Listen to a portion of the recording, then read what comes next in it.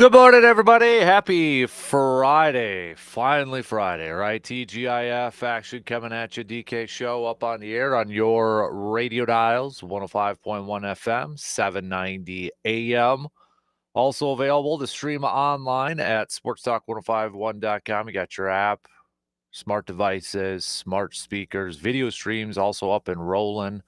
YouTube, Facebook, Instagram, Twitch, all that, all those good places there. But a happy Friday if you're already up and at it here this morning. What do we got on our game plan for us? Day 2 of the madness coming at you later on this morning. Badgers, though, yesterday picking up an 85-66 victory against Montana. And John Blackwell leading the charge with 19 points for the Badgers. Stephen Crowell, 8 of 10 from the field. He had 18 points. John Tanjay with 15 points for himself. And the Badgers will take on BYU after BYU took down VCU yesterday for the right to go to the Sweet 16. So Badgers definitely taking advantage of their athleticism and their heights and driving to the lane, getting to the baskets yesterday. Badgers, though, too, shot 55.4% from the field overall. And, I mean, we could do some basic math. They were just 7 of 23 from 3 for 30%. So the fact that they still shot 55.4% from the field tells you that the Badgers inside the arc, getting to the hole, getting to the paint, pretty effective yesterday. So, but tough test now awaits the Badgers going up against BYU. Maybe you got a chance to watch them for the first time when they took down VCU yesterday, but should be a very, very good game if both teams are playing at the levels that they're capable of. So we'll see. But you had, we'll break it down coming up here in just a little bit, taking a look at this game here. So, but how's your brackets looking after day 1? I don't think there should be any major bracket busters from yesterday, unless you had Clemson going far. I'm not sure, unless you had Kansas going far. Arkansas took that one down.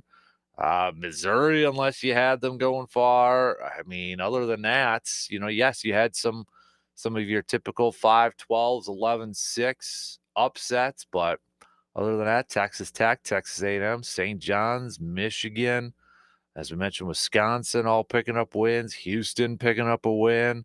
Purdue as well. Creighton, unless you had Louisville. I don't. Other than that, I don't think there should be any, unless somebody really had somebody of one of those teams that lost yesterday going far. But if you got a bracket buzz, somebody busted your bracket yesterday, let me know. I'd be curious to who that would be for you. So. But games will pick back up, as we said, later on this morning. The first one up is going to be Baylor versus Mississippi State at 11:15 a.m. Marquette also will be in action today, but they're going to tip off tonight at 6:25, and again, taking on New Mexico. So we'll talk college hoops this morning, talk some Badgers about their win, and looking ahead to their matchup with BYU. Speaking of a little college hoops, should note as well, UW Stout and UW Oshkosh women's basketball fell in their Final Four matchups last night. So, but fantastic runs for Stout and Oshkosh there too. So, but they did fall last night. Boys basketball for state, for high school. Elk Mound fell yesterday. So we've got more in action, though, today with Turtle Lake taking on Cochran Fountain City and such. We'll do some local sports roundup with Brandon coming up a little bit later on here. The local sports roundup brought to you by Carpet City Flooring Center. So we got that on the docket. Bucks picking up a win against the shorthanded Lakers. No Dame for the Bucks last night, but Lakers didn't have Luka. They didn't have LeBron playing. So the Bucks able to take advantage of the short-handed Lakers and pick up a 118-89 victory. But again, the story from this game is going to be Lakers because Bronny James came off the bench and played 30 minutes, and he had 17 points for a career high. So I guess give credit's due, tip the cap there. But Giannis leading the way with 28 points. Kyle Kuzma contributed 20. Gary Trent Jr. came off the bench, was 6 of 10 from 3, and finished with 23 points. Bucks will be back at it tomorrow looking for their 40th win of the season when they take on the Kings of Sacramento as they continue their West Coast trip. So got some hoops chat lined up. We'll talk some Brewers now that we are officially less than a week away from opening day. We'll hit that up, especially with Brandon joining us here, and kind of look at the remaining positions, players trying to win a job, positions up for grabs and such. Tonight, going to have Corbin Burns taking on Freddie Peralta in their final tune-ups before the opening day starts on Thursday for Freddie Peralta. So Burnsy going up against his former team again. Saturday, just 3 more spring training games, or I should say 3, just a few more days of spring training games left to go here. The last one's going to be on Monday. I got a split squad coming up on Sunday and then tomorrow too. So just a few more games left here, and then games that matter for the Brewers. So we'll talk some Brewers, hit that up coming up a little bit later on. We've got a little inside the training room with Dr. Crow. He'll be joining us just under an hour from now. Our Chippewa Valley Orthopedics and Sports Medicine inside the training room segment. So that's coming up. Cream of the crop. You can play along with us. Who is your cream of the crop? Hit us up with a text at 715-830-1912. Also coming up at 8:05, we will do our AJM Automotive Pump the Brakes or Full Throttle. Pump the brakes or full throttle. So we're going to throw out some questions. And again, you could play along with us if you would like. That'll be coming up at around 8:05 this morning. So, and whatever else is on your mind, you can let us know. Hit us up with a text on that Shoe Doctors bullpen line, or hit me up on socials at DANKASPER, Facebook.com/Kasper Sports, or the Sports Talk pages. Just look up Sports Talk 105.1 on Facebook and on the X/Twitter. And those video streams, you can comment over there too. So let's jump into it here this morning, though. All right, let's get right into it. The leadoff. We'll talk a little college hoops. The Badgers picking up a win yesterday against the Grizzlies of Montana. We'll hit that up and start to take a look at this Wisconsin versus BYU matchup for tomorrow. Badger fans, your thoughts on the matchup with BYU, if you're familiar with them a little bit. Maybe you watched them a little bit yesterday. But your thoughts on this potential matchup and taking a look at their chances to advance to the Sweet 16. BYU was a team that a lot of people kind of thought maybe were underseeded at number 6. They were the 24th ranked team in Ken Palm's rankings entering the tournament. VCU, for what it's worth, was ranked 30th in Ken Palm's rankings. So a quality opponent for the Badgers going up against BYU.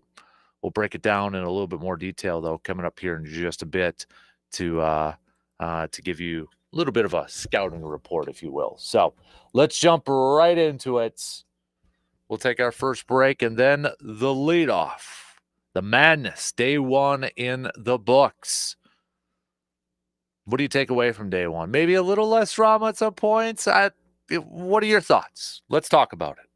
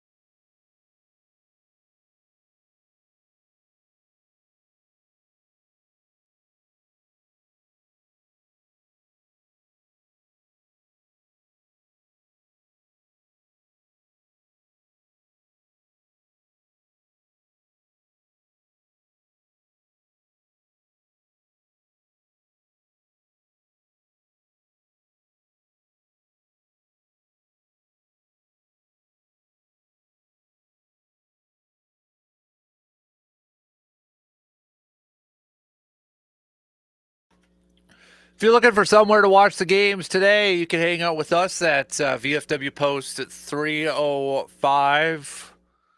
Be over there around 11. We've got free man cave lights, free pint of man cave light to everybody while supplies last.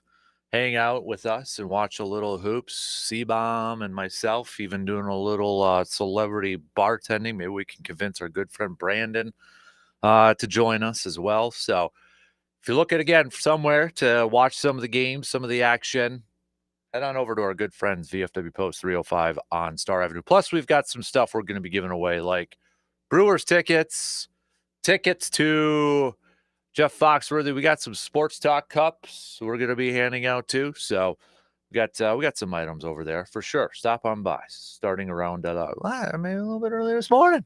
I'll throw that out a little bit earlier this morning too. So should be a lot of fun. Looking forward to it. Let's talk some more college hoops as the Badgers picking up a win yesterday against the Montana Grizzlies. As we mentioned, 85-66.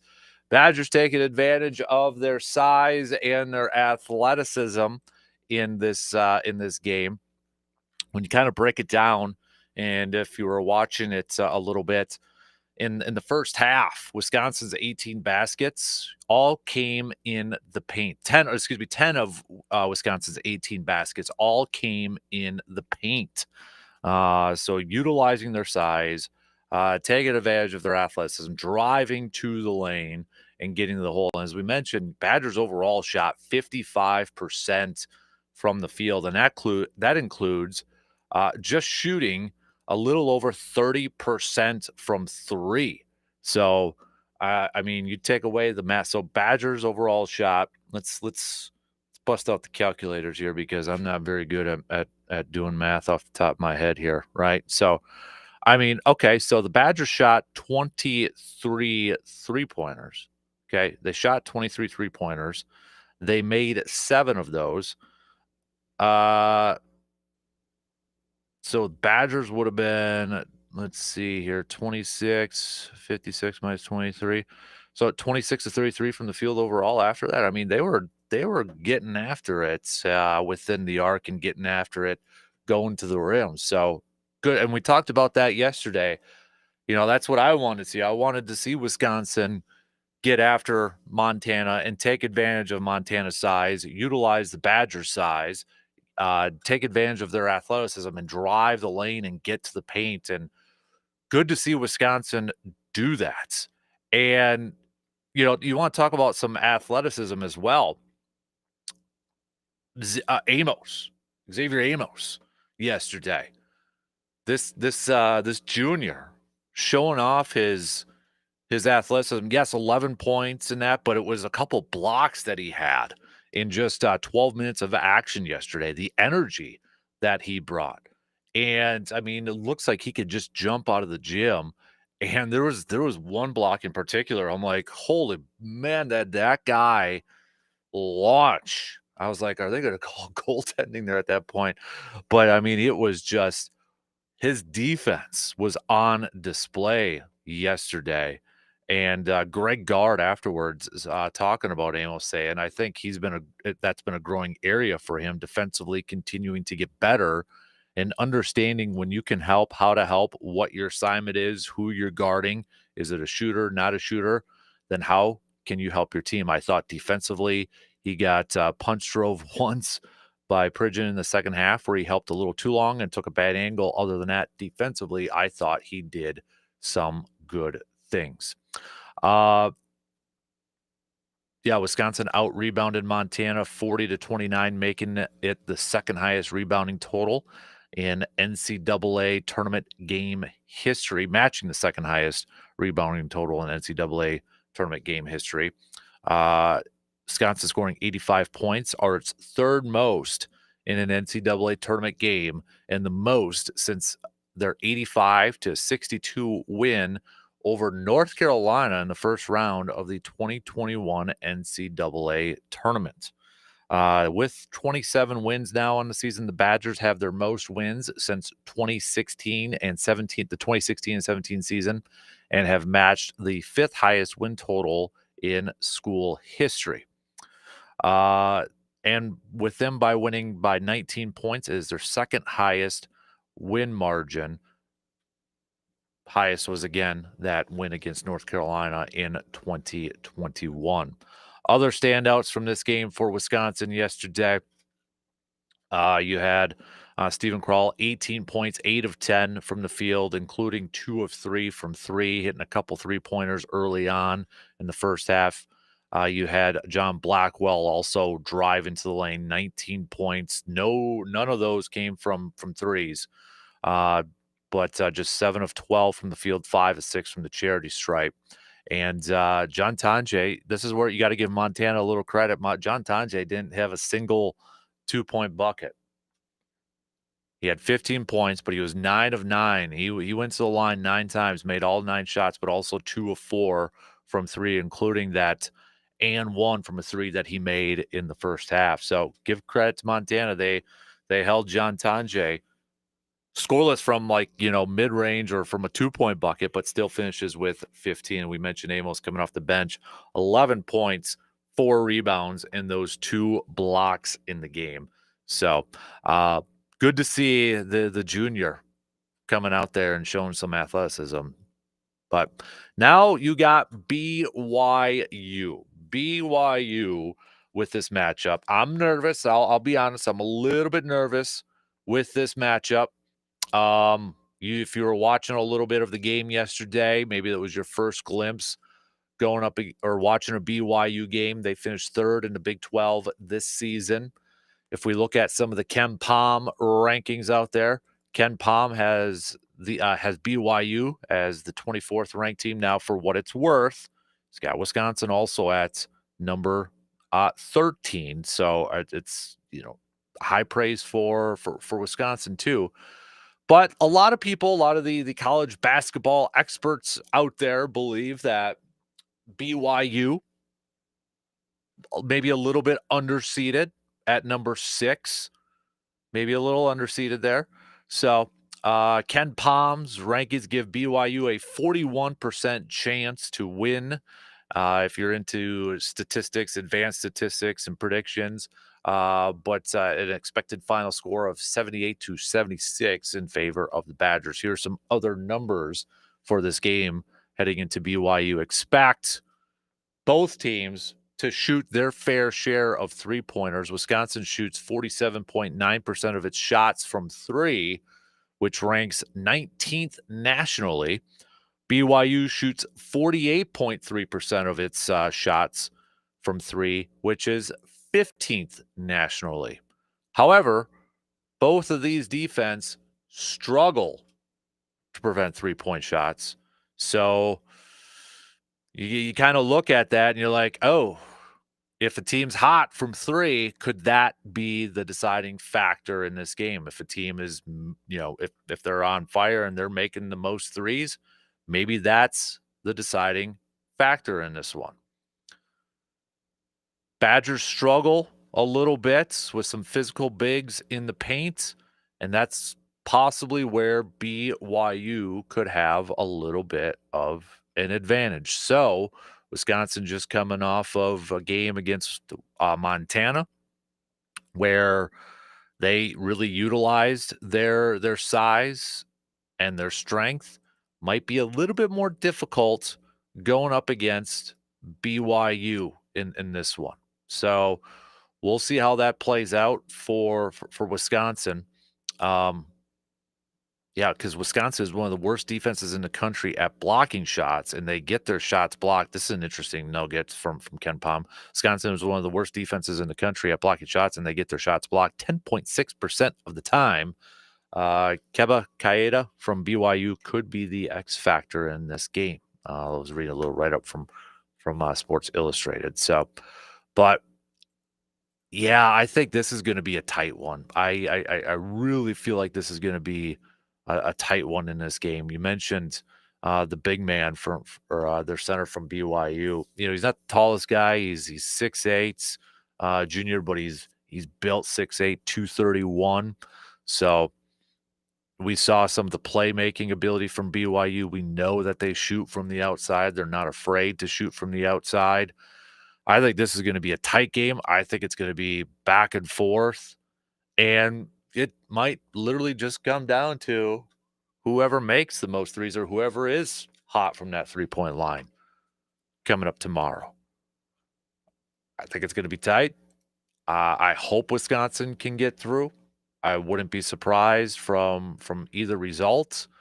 I think Wisconsin, what they have to do, or one of the things they have to do, is they have to not be careless with the ball. Don't turn the ball over. Continue to be aggressive on the boards. Don't give BYU any second chance opportunities on the offensive side. I think you got to play a little inside out. Yes, Wisconsin likes to shoot the three, but still try to get it inside. Still try to drive to the lane. Wisconsin, one of the best, if not the best, still free throw shooting team in the country. Try to get BYU in a little bit of foul trouble and continue to drive to the lane and get to that charity stripe and make your free throws. But don't turn the ball over. Don't be careless. Don't get in a position, too, where, we've seen it at times with Wisconsin this season, more recently with the Michigan game, where they're settling for those outside jumpers, where they're settling for three-point shots. They've got guys that can drive to the lane, even outside of John Tonje. John Blackwell is pretty dang good at driving in the hole, too. Heck, Max McGee had some sweet drives yesterday driving to the lane. Badgers were effective at getting to the basket and making their layups. So even though they may be going up against a little bit more of a physical team, I want to see Wisconsin still get to the hole, still try to get in the paint, draw those fouls, get to the charity stripe, try to get BYU in a little bit of foul trouble. Because you look at BYU and you kind of look at their rotation, for example. So like for yesterday against VCU, okay, they don't. I mean, they got a little bit of good depth here. I mean, but they had three guys yesterday all play at least 30 minutes or more. Okay. And this was, I know you look at the final score, it was 80-71, but BYU was in control for a big portion of this game. So try to get this team into foul trouble and continue to do what you've done well throughout this entire season, is getting to the charity stripe and making your free throw, especially like Tonje. If BYU is going to be aggressive in trying to take John Tonje out of this game and try to limit what he can do from an offensive standpoint, Tonje has to continue to drive and try to pick up those fouls like he did yesterday. Montana did a good job of holding him, to not scoring a 2-point bucket, but he still was 9 of 9 from the charity stripe and getting to the hole outside of his, 2 3-pointers, with one of them being an and one. But I think this is going to be a game too where, we got to see John Blackwell continue to play at a high level. If we do see BYU really focus on trying to slow down John Tonje, let's see John Blackwell kind of take over. Max Klesman only shot the ball twice yesterday and was scoreless. Kind of a quiet day for Klesman. Might need a little bit more of an offensive production from him. Kamari McGee, just 4 points too. So I feel like BYU is gonna really focus on taking out Tonje or slowing him down. So it's going to be up to the Blackwells, but it's also going to be up to Klesman and McGee, Stephen Crowell, those guys to step up and help fill that void. Other games from yesterday. Again, there was a little bit of drama. I don't think there was like any major upsets where you were like, holy cow, like bracket busters from the game yesterday. Yes, Clemson losing to McNeese, but it's a typical 5-12 matchup. You had, Drake taking down Missouri, but that's a 6-11. So other than, I mean, Creighton kind of taking care of business against Louisville early, Gonzaga dominating Georgia in an 8-9 matchup. So I don't really think there was any like bracket busters out there unless anybody had Clemson making a run or Missouri or Georgia or Louisville. So other than that, I mean, I don't know if there was really any like moments that we're gonna remember, if you will, from this. I mean, obviously McNeese with Will Wade and such. Yes, that'll probably be remembered that. Other than that, I don't know if there was too much drama from the games yesterday. I'm one that likes a little bit of drama, some upsets and some last second shots and some game winners. So I'm kind of hoping we get that today. We'll see if we get some of that today. Whether, you got Baylor and Mississippi State up first at 11:15 a.m. Um, a very popular pick that was a 12 over 5 is Colorado State over Memphis. We're going to see that game at 1 p.m. And then Marquette's going to be in action taking on New Mexico. Marquette right now, if you're looking at the lines, favored by 3.5. But New Mexico is a solid team with Patino over there. They're a solid team. So I wouldn't necessarily overlook New Mexico. I know you look at the conference, Mountain West. They finished first in the Mountain West this year. They picked up a big win at the beginning of their season against UCLA. That's probably their marquee win of the season, but I don't overlook how I think maybe kind of under the radar for just generally for the general public. New Mexico is going to be a tough game against Marquette. At least I think they are. They got this kid on New Mexico who averages 20.6 per game, Donovan Dents. He's also, I mean, their main distributor, 6.4 assists per game. I think this is a tough matchup for Marquette. And considering Marquette, the season that they have started, it was such on a high note. I mean, you're talking about a top 10 team in the country. We're talking about, is this a team that's going to advance deep in the tournament? And then like the second half of this season, it was just kind of up and down. And they started to fall down not only in the Big East standings, but in the national rankings. And it's like, oh, what happened to Marquette? So I wouldn't be surprised at all if it's one and done for Marquette tonight. I hope it's not. I mean, I'm a Badger fan, but I'm also cheering for Marquette. I want to see them advance. The more Wisconsin teams that we can see advance to this tournament, the better. Little state pride there. So I hope Marquette can pick up that win, but man, it's going to be a tough one. And I wouldn't be surprised if New Mexico, if the Lobos are able to get that W against them. Taking a quick look, let me bring up to see our bracket leaders after day one. I think we have a couple of people tied up at the top, but let me see if I can. I did it earlier this morning. I should have had it loaded up. Had it loaded up already. Okay, so your leaderboard, we've got a few people tied for first. Couple Tims with 15, Brandon 15, Jordan 15, our own Brandon Berg also at 14. Got a few Brandons on that leaderboard up there at 14. So, but that could change all after today. So you can check out the leaderboard. You can check out your picks, see where all the standings are at by going to our website, sportstalk1051.com, and clicking on the Fan Cave tab. And you can either sign in or just click on the leaderboard tab once you click on that. When you scroll all the way down to the bottom and you click on the icon for Basketball Mayhem, and you'll see the leaderboard right there. All right, let's take a quick break. We'll talk some more hoops throughout this morning. Got an upset special for today. You willing to put your reputation at stake? Let me know. Hit me up with a text. We'll be back in just a couple minutes.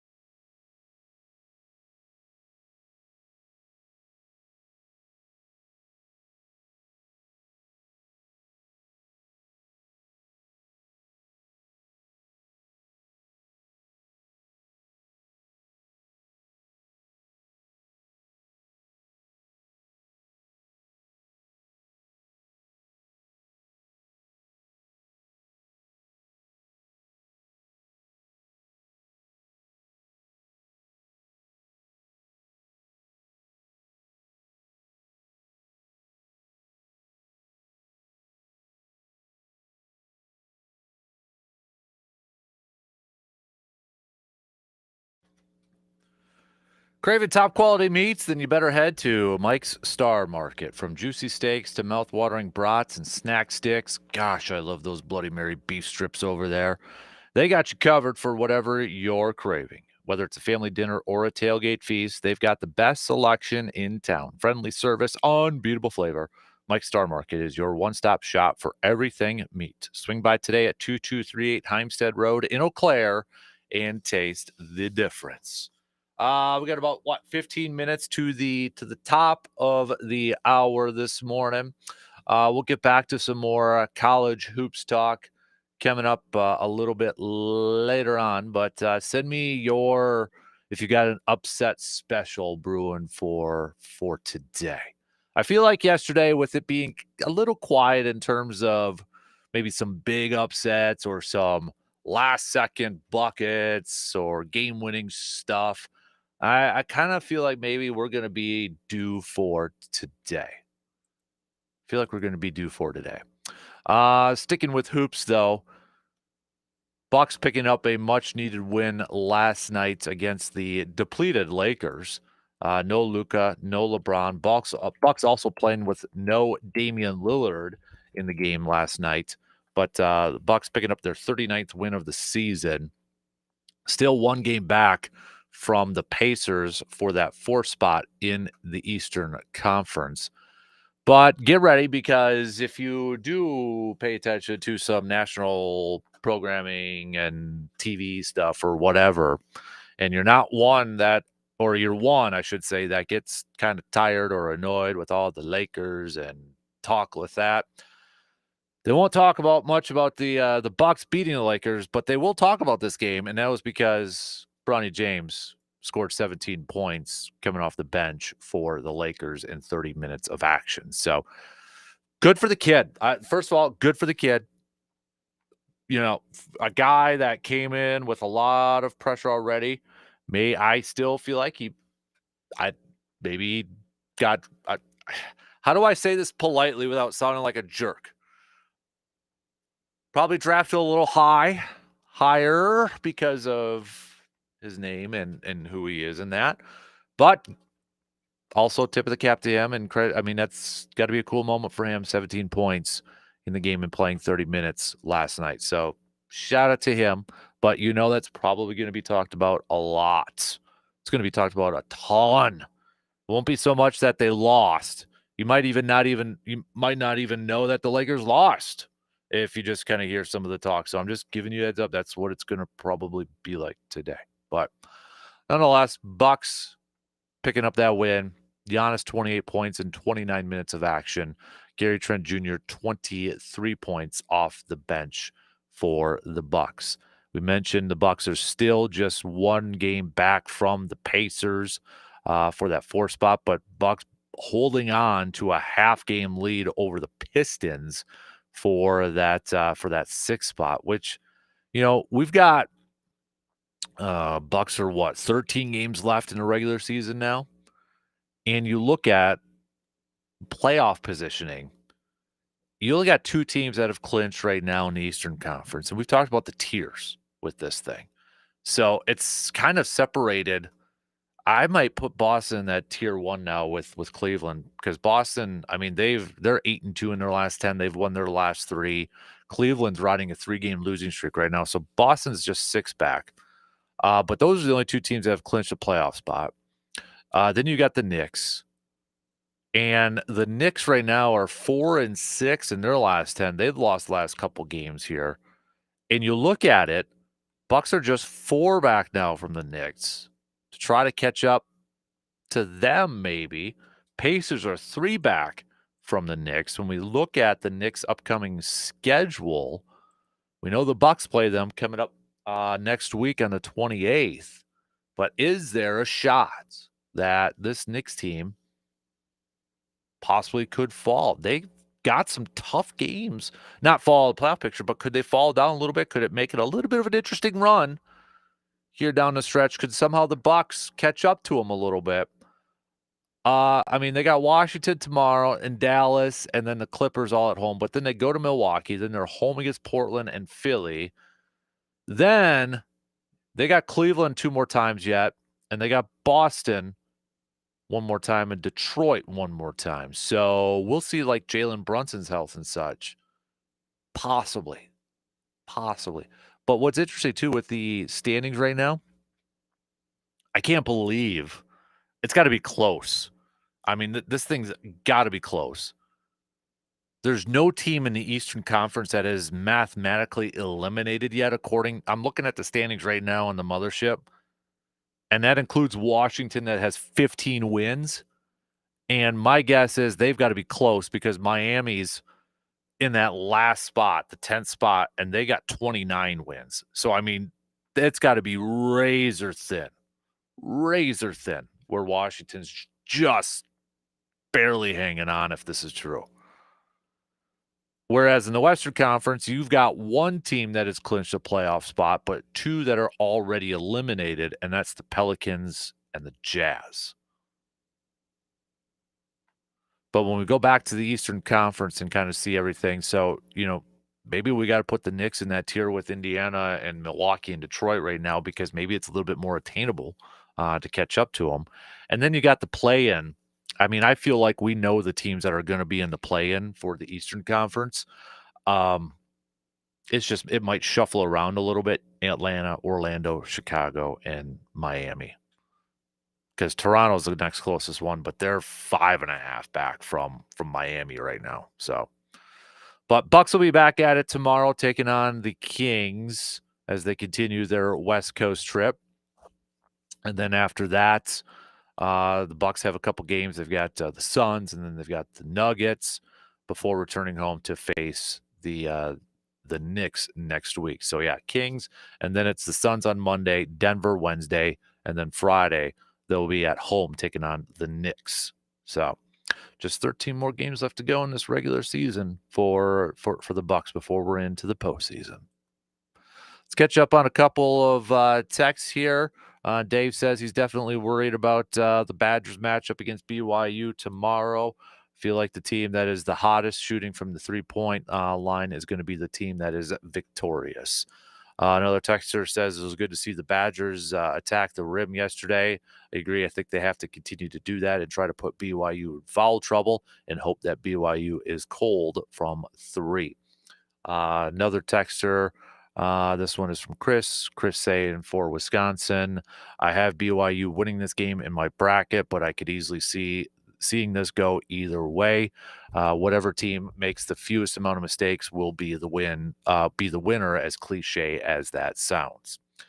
Texter Rick says about Marquette. I've got Marquette losing today. I think it's a bad matchup going up against the Fighting Patinos of New Mexico. Keep those messages coming, whether they are on the texting line or on social media or the on the video streams. We'll get back to more college hoops talk coming up a little bit later on.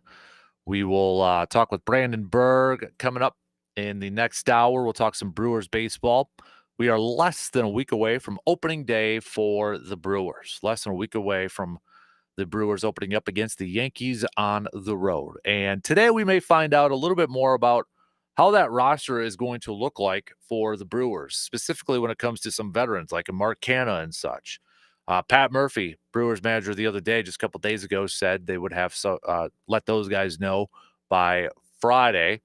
So we'll talk to Brandon, our resident Brewers expert, and get his thoughts on how this roster is going to shape up, how he thinks it'll look, what he would do, and specifically when it comes to maybe some of the pitchers at the back end of this starting rotation. Brewers going through some of those injuries. Is it going to be Logan Henderson? Could it be Alexander being stretched out? Brewers keep saying Tobias Myers, they expect, hopeful that he's going to be back at the end of April. So how will they get through maybe a couple turns of the starting rotation without Tobias Myers? So we'll talk about that and any last, kind of thoughts on some position battles as we start to wrap up spring training and get set for opening day next week. Got that. We'll catch up with Dr. Crow in just a few minutes for a little inside the training room. So we'll talk about that. We'll talk about, some of the guys baseball players who are coming back from some major injuries last year and how effective that they will be this year. So we'll hit that. And that one of them includes Christian Yelich on there too. So we'll talk to Dr. Crow about that. Don't forget, we have some cream of the crop coming up in the 8 o'clock hour. Make your picks. Who are your picks for cream of the crop? If we get any good ones, we'll pass those along. Also coming up shortly after 8:05, we will do our AJM Automotive Pump the Brakes or Full Throttle, where we ask you a couple questions, or I'll throw out a couple questions, and Brandon and myself will say whether we pump the brakes on that or we're full speed ahead, full throttle. Local Sports Roundup brought to you by Carpet City Flooring Center is also on the docket next hour. Elk Mountain Boys basketball falling yesterday in their state basketball game. We've got other teams in action, including Turtle Lake and Cochrane Fountain City, taking on each other today. Marshfield's in action. Wausau East is going to be in action as well. UW Stout girls basketball and UW Oshkosh falling in their final 4 games yesterday. But huge congrats to the Blue Devils at UW Stout, and congrats to UW Oshkosh for reaching the final 4. So we'll talk all about that, and got to give a shout out. Blue Gold softball continues to roll down in Florida. So we'll do some local sports roundup again, brought to you by Carpet City Flooring Center, coming up next hour. Plus, we'll get back to some more college hoops talk with day 2 beginning in just a few hours from now. How's your bracket? You feeling good about day 1 after your bracket? I don't think, again, not a whole lot of major upsets, so I don't think anybody really had any bracket busters after day 1. But could we after day 2? Is there a team? Is anybody willing right now to sit there and say that this team is going to be a bracket buster today? Who's going to lose? Who's going to be the big upset today? Give me some predictions. Hit me up with those texts or comment on those video streams. All right. Put your reputation on the line. You can check out the leaderboard again for our bracket challenge by hitting up our website at sportstalk1051.com and clicking on the Fan Cave tab, scrolling all the way down, and just clicking on that icon. Then you can click on the leaderboard tab there. A couple picks of Michigan State's coming through on our texting line saying they will be the bracket buster for today. I was kind of wondering if anybody was going to go with the Michigan State pick. Do have one person picking Alabama and another one picking Iowa State as the bracket busters for today. And another one picked Kentucky. So those are just kind of coming through right now. So keep those coming if you're willing to pick an upset for today. All right. Keep those coming. Also, we've got not a whole lot of football chats coming at you. It's pretty darn quiet right now. So, it's kind of the second, third wave of free agency and such. So it's pretty darn quiet. But the Packers did make their McCole Hardman signing officially official yesterday. So that move became official. They've made all their signings official now. I know a couple days ago they made their Aaron Banks signing official, because that one took a little bit. I was kind of like wondering what was going on and such, because the Hobbs one they got done right away. But Packers getting the McCole Hardman deal done, officially official. So other than that, it's pretty darn quiet as we get sets for the NFL draft coming up here in just a little bit. A little less than a month away. So more details to come. We'll when we get closer to the draft, we'll get you some more details out there and such, and tell you where we're posted up if you want to come by and say hi and all that fun stuff. All right, shot clock's going to cut me off in about a minute. So we got a few more texts coming in. I'll get to those coming up a little bit later on. But continue to send me who you think your upset special is going to be today. Continue to send me those by hitting me up with a text or on the socials or on the video stream. It looks like right now the leader in the clubhouse I would say is probably Michigan State or Iowa State, based off the votes that we got coming in this morning. But continue to send those on over, and we'll kind of do an informal poll throughout the rest of this morning. All right, Dr. Crow is going to be joining me here in just a few minutes. We'll go over some of the Major League Baseball players who are coming back from some major injuries, including one Christian Yelich, and how that could affect their seasons coming up here. So we'll talk about that and throw in some basketball injuries as well.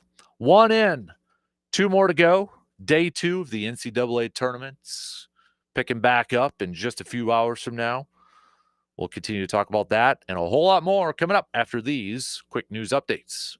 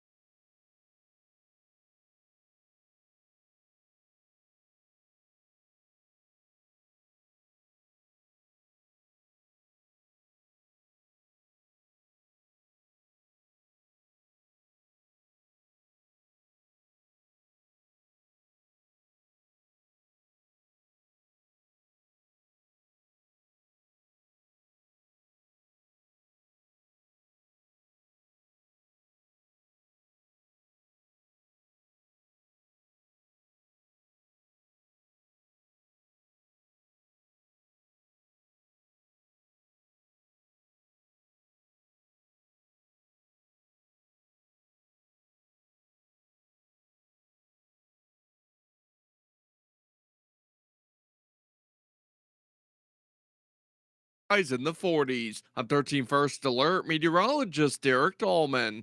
Less than a year after USDA's National Agricultural Statistics Service announced it was discontinuing a major cattle inventory report, the agency now says it's bringing it back.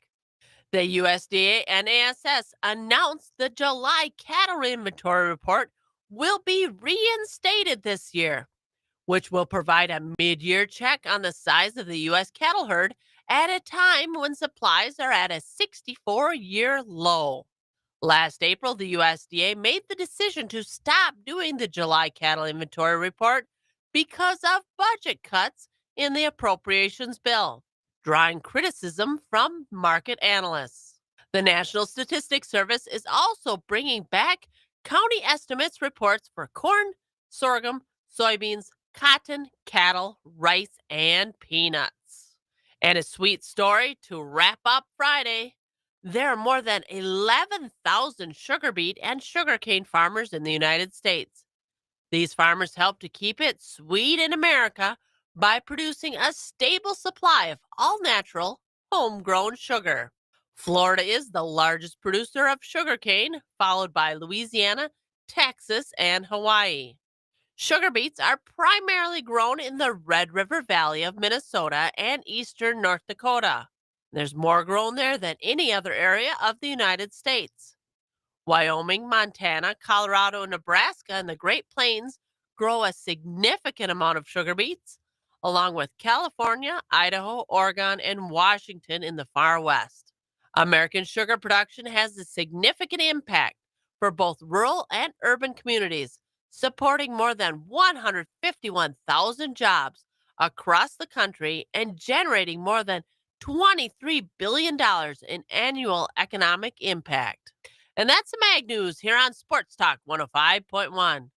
I'm Joe Welke. Are you tired of driving a beater? Come down to Auto King for something neater. We'll find you the car that you're looking for. At Auto King, we offer more.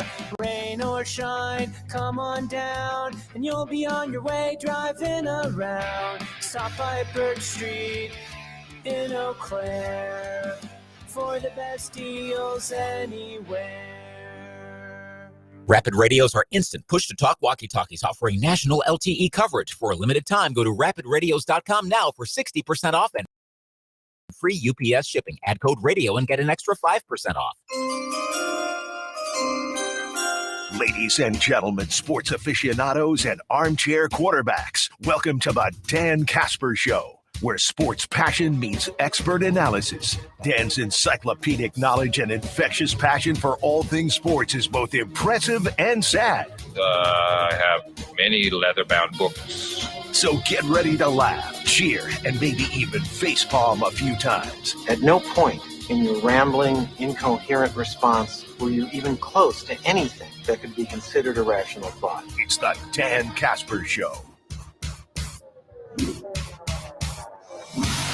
Second hour kicking off on this Friday morning, March 21st, day 2 of the NCAA Men's Division I College Basketball Tournament. We'll get back to some more college basketball coming up here in just a little bit. We've got some lined up as well as we are less than a week away from opening day for the Crew. Local sports roundup. We'll talk a little boys state basketball. UW Stout, UW Oshkosh women's basketball teams falling in the Final Four yesterday. We'll hit all that up coming up in just a little bit. But you know what time it is on a Friday just past 7 o'clock.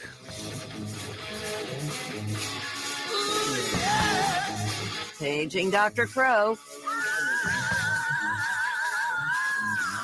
Breaking down the latest in sports injuries. It's time for Inside the Training Room with Dr. Crow. On the Dan Kasper Show. He is Dr. Austin Crow, Chippewa Valley Orthopedics and Sports Medicine, joining us for Inside the Training Room. And before we get to the serious stuff, Austin, got to ask, who you have in your Final Four? Did you do a bracket?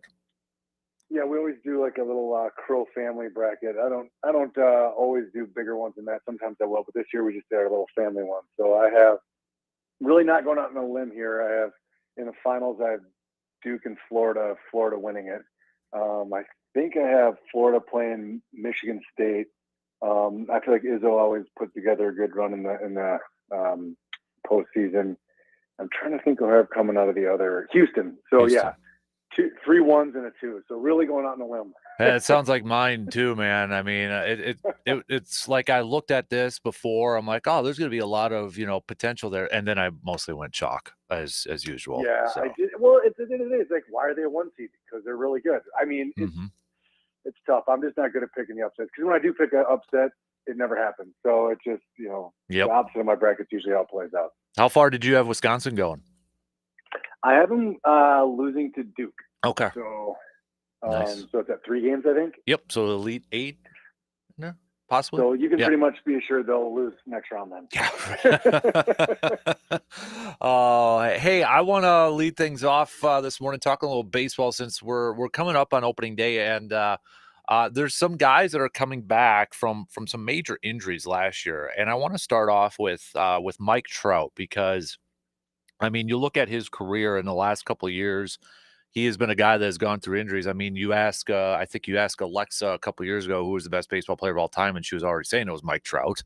And then now he's gone through a lot of injuries. And then last year, I mean, one of the things that you've talked a lot about when it comes to knee injuries is meniscus injuries. And last year he had surgery again on a meniscus tear, elected to do that instead of, just kind of being a designated hitter and such.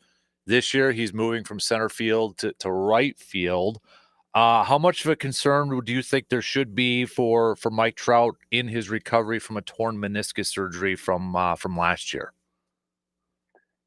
I mean, if I remember, this is the same. He's had the 2 tears in that same knee, I believe. Does that sound right? Yep. So, I mean, that is more concerning. So, I mean, every time we do a surgery on a meniscus, we want to preserve everything we can. So we always attempt to repair if possible.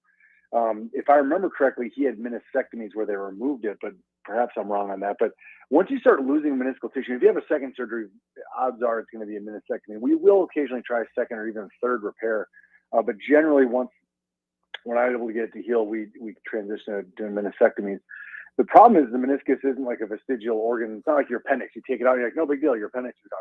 Turns out the meniscus is an important stabilizer of the knee and, of course, also shock absorber. So when you lose meniscal tissue, then you start running into the dreaded cartilage-based problems as well. So I would say it is absolutely a concern given that it's a re-tear, same meniscus.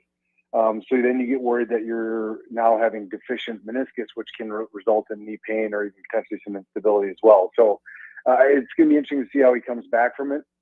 You're right. I mean, it's really, especially because it was just the rise of his teammate, Shani out there that really kind of eclipsed what he had done. But I mean, he was really the heir apparent, the next Mickey Mantle dang near. And then all of a sudden, just with those, he missed 3 or 4 seasons, at least chunks of them. And it just really has kind of put him on the wayside. So obviously people can come back from this and do come back from this. So it's not like all hope is lost. But when you start seeing surgeries on the same problem a second time, it definitely makes you raise your eyebrows and say, all right, is there something more going on here? Or is this going to be a problem that keeps coming back to bite us? So I have this article up from August. There was a statement from him.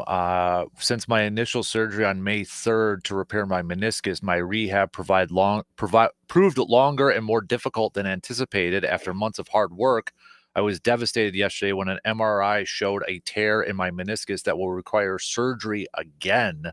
So, I mean, the fact that he did it during rehab and that too, does that cause more concern about that? Probably not. I mean, it sounds so. If this first one was a repair, that means the second one was a meniscectomy. So, if it doesn't heal correctly, so I mean, I guess there's 2 ways it can happen. So you repair the meniscus, so you stitch it back together. Either if you have a problem, it means it either never healed in the first place, or it did heal, but it just didn't heal strong enough, and then you retore it. Either one will often result in a meniscectomy the next time. So to have it probably means it just never healed correctly. And the meniscus just is not a really good vascular piece of tissue. So meaning it doesn't have great blood supply. So its healing potential is just not really outstanding compared to a lot of other structures in our body. So it unfortunately is notorious for being a piece of tissue. We can have a surgery that goes really well. You leave the OR and you're like, wow, we really nailed that one. And then 3-6 months later, the patient comes back and says, my knee still hurts. You need an MRI and it just never healed. So it just has to do with the biology of it healing. So to answer your question explicitly, yeah, I mean, we often do see that in the recovery phase where the person's starting to ramp up, and because it never healed properly, the symptoms come back and they say, my knee still hurts. And you're like, well, that's weird. You get MRI and sure enough, the meniscus didn't heal correctly. So it is a problem that we see, and it does not often, but it does occasionally go down this path. So it's certainly not unheard of. And the hope is that they're able to get, meniscectomy done and get the knee back to where it needs to be.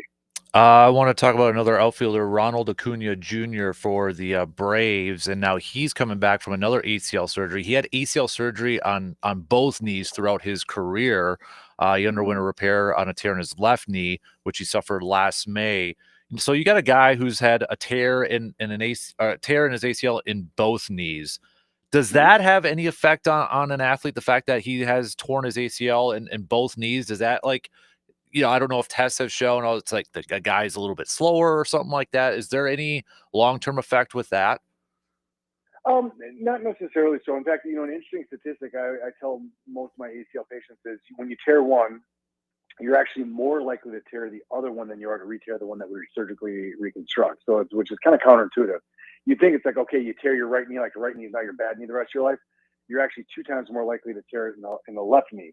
So it's really not unheard of to have people who tear both knees. But we recover from it. It really depends on how the knee bounced back. I mean, these guys are clearly getting, especially a guy like that, is getting world-class rehabilitation, every bell and whistle in the rehab protocol, nutrition, exercise, every kind of adjunct treatment that they can do. So, I mean, my guess is he's going to bounce back pretty well. And baseball is a sport where we often see guys get back really at a high level from an ACL injury. So I would expect him to do well. It is a recovery process nonetheless, though. And I think, in this day and age where everyone they have any kind of instant recovery where you have your surgery and you're back right away. I mean, an ACL surgery, it is hard to get people back sooner than 6 to 9 months. And there are some studies that are saying maybe we need to be waiting closer to 9 to 12 months. And so that's a discussion that always needs to take place. So, as people bounce back from the surgery, it's not always just a stopwatch where you start and say, all right, 9 months from today, you're back playing. We have to look at how the biology of the leg is looking, to how the patient feels, and of course what they're trying to get back to. So baseball certainly has its explosive moments, but it's not quite the same as trying to get back on a basketball court or football field. There just aren't as many dynamic movements. But not to say that those guys don't fly around the field, but it often you're able to get those guys back a little bit sooner. But yeah, it'll be interesting to watch the especially with both knees. It is definitely a lot of recovery, and you want to make sure both of them are ready to go. Moving to a pitcher, Jacob deGrom with the Texas Rangers. Now he's coming off of 2 Tommy John surgeries, age of 36. This might be a stupid question, but the fact that he's had 2 Tommy John surgeries, is there any concern I'm going to use a bad example. You keep repairing something, you keep duct taping it, and it just kind of worn out or doesn't hold together as well. Sort of thing. Is there any concern with that when it comes to a Tommy John surgery when you've had it twice now? And it depends if they did a repair reconstruction. So yeah, to use your analogy of a duct tape, when we do the UCL repair, that's where we put a couple anchors and a suture across there. And we actually kind of stitch the ligament, the UCL ligament, to that band or the internal brace is the equipment, what it's called. And there's some growth factors that are actually on the suture to help stimulate healing. So that's a repair. That's where you're trying to quote unquote duct tape it. If you're doing a true Tommy John procedure where we actually do a reconstruction, we're taking a free graft from somewhere else. Often it's the palmaris longus, which is a tendon from the forearm, or you can take one of the small hamstring tendons. Then you're totally reconstructing it. So now the problem with doing another reconstruction is when you do that, you're drilling tunnels. And it's not like you have a ton of real estate in the elbow for tunnels. I mean, they have to go in these very specific spots. So then you start worrying about how's the bone quality? Are we going to be able to get good fixation with our anchors or the tunnels that we're creating? So yeah, I mean, revision surgery for UCL is not a walk in the park. And that is generally done by people who do high volumes. And so in this area, I mean, I do a reasonable number of Tommy Johns or UCL repairs. But when you get into the revision setting, often we'll send them to someone who does a lot of them just because the complexity definitely goes up. So it is not a foregone conclusion that you're going to bounce back really well from the revision Tommy John surgery. That is for sure. And so the question is whether he had the reconstruction, the repair, or I think we talked about this a week or two ago, often both. And that's getting to be a growing trend, especially in these pro athletes where it's like, look, let's put the belt and suspenders on here. So let's do the reconstruction and augment it with the repair. And there are some studies that are showing an improved recovery from that. And there are definitely studies showing a repair has a faster recovery than reconstruction. Now, of course, you need to be selective with who you do the repair versus the reconstruction on. But yeah, there's definitely some debate in how we approach those injuries. But to answer your question, second time, not a walk in the park. It's going to be something we'll have to watch. And obviously with the pitcher, with his skill level, you want to hopefully see him get back to where he was, but that's not a guarantee. I want to ask you a little football. We've talked about this guy before in the past, A.J. Dillon, former Packer running back, now with the Philadelphia Eagles. He when he signed that deal, because we talked about him about with the neck injuries and such and his stingers. He said, quote, "We met with specialists from the East Coast, West Coast, everywhere. We're good to go. Got the green light." It said that it was a cervical neck stinger. I mean, would you, he says he's got the green light, met specialists and all that. Would you say, though, there's probably still maybe a risk of him playing? It's considering the position he plays. And I mean, he's a big running back. He likes to take the contact, too. Yeah, I mean, 100%. There's no question. So, I mean, meeting with those experts, I think probably what they were telling him is your risk is low. But the fact that he had it is recurrent. And clearly they said specifically the word you look for is that cervical. So, when we talk about stingers, just to touch on that subject, the kind of classic stingers where you take a hit and it drives the shoulder down and the neck over and you get what's called a traction injury. So it basically pulls on the nerves. Anyone who's had it knows exactly what that feels like. You have this searing burn down your arm. You often feel like you have a limp noodle there. And frankly, for a couple seconds, like your arm doesn't even work because the nerves are just like in shock. But those bounce back very quickly. That is a brachial plexus. So the nerves in the neck going down the side.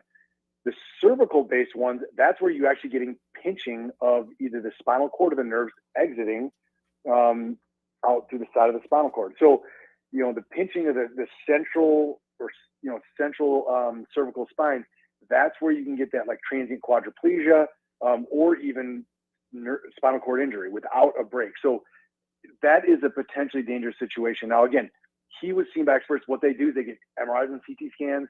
There's actually measurements we can take, and they can give you a ratio, and you can say, look, you're high risk or low risk for this happening again.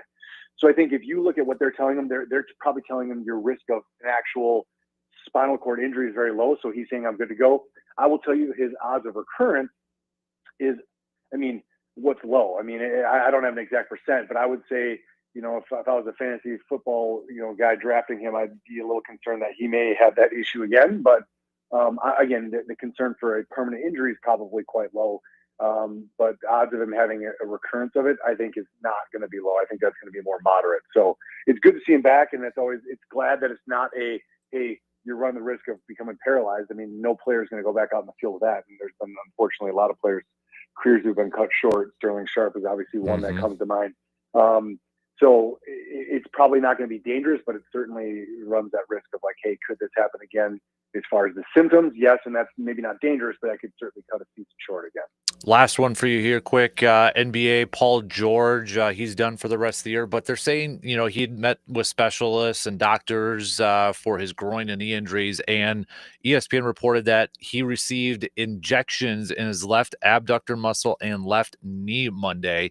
When you hear that, what comes to your mind on what kind of maybe injections he got in those areas of his body?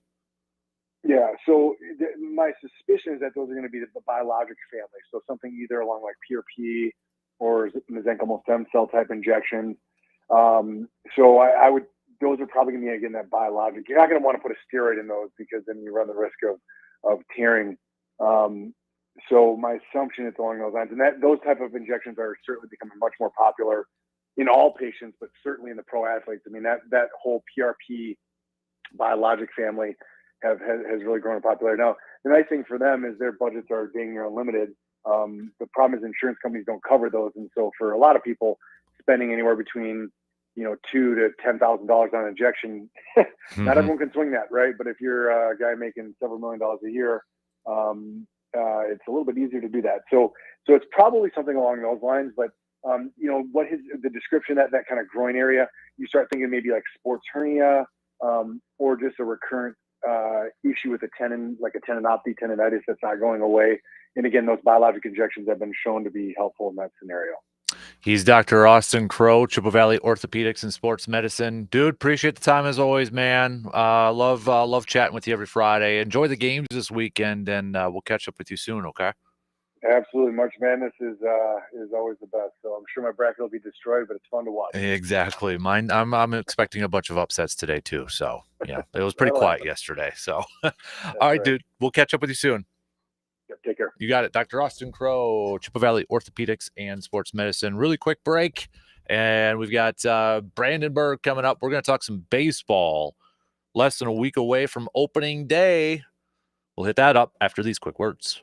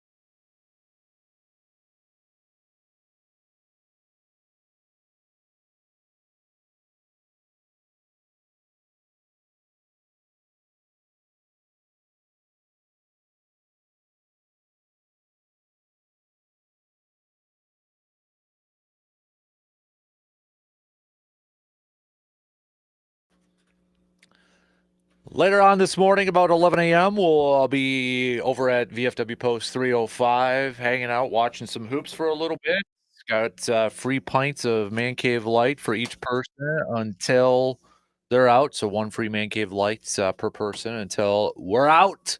Plus, we're giving away some Brewers tickets, tickets to Jeff Foxworthy. We got some other stuff, including some Sports Talk cups that Brandon's using over there right now. I think Brandon was the first one to get one. So if you're watching the video stream, our model who could double for a Price is Right model right now, Brandon Berg, model that out. So how you doing, man? Good. How are you? Was your bracket busted after like nothing happening yesterday? Unless you had Clemson going deep. I don't know. No. But yeah. No, for fairly quiet-ish. Yeah. Kind of, ish. you know. I think the biggest upset was probably what McNeese State. Yeah. But no, so far so good, I would say, for mine. I think I was 14-2, so yeah, you got 14. The leaders are 15 right now in our bracket. So we got some so you're on the first page of the leaderboard there, big guy. Yeah. Won't last long though, probably. No, it won't. So since it's already in, who do you have in your Final Four? My Final Four is interesting because this year, for the first time in a long time, I took a different approach with my bracket. Because I mean, I know myself well enough that over the years, there's always certain things I've looked at when it comes to, okay, how am I going to pick this? And certain things I've had in my head. I mean, I know how I think. So I decided, no, this year I'm going to do things differently. Because I'm going to put together a bracket like either I'm going to win or it's probably not going to go great. 2 of my Final Four teams are pretty common. Auburn and Florida. That's that's not crazy. But my national champions one that I haven't seen very many people pick, and that's Tennessee. I mean, just kind of looking Rick Barnes and such. Yeah, I mean, and they were, obviously they grinded out a win yesterday over Wofford, so that was good. And my other Final Four team, I kind of went against something I usually go with, and my other Final Four team is actually Wisconsin. Because generally I'm a little bit more not apt to pick the Badgers, and given they haven't been to the Sweet 16 since 2017, that hasn't always been a bad move. But just kind of looking at them like, you know what? Sure, let's go for it. Right. So those are my 4 teams. All right. Well, we'll see how they all play out. Yeah. So I will say I'm a little nervous with the BYU matchup.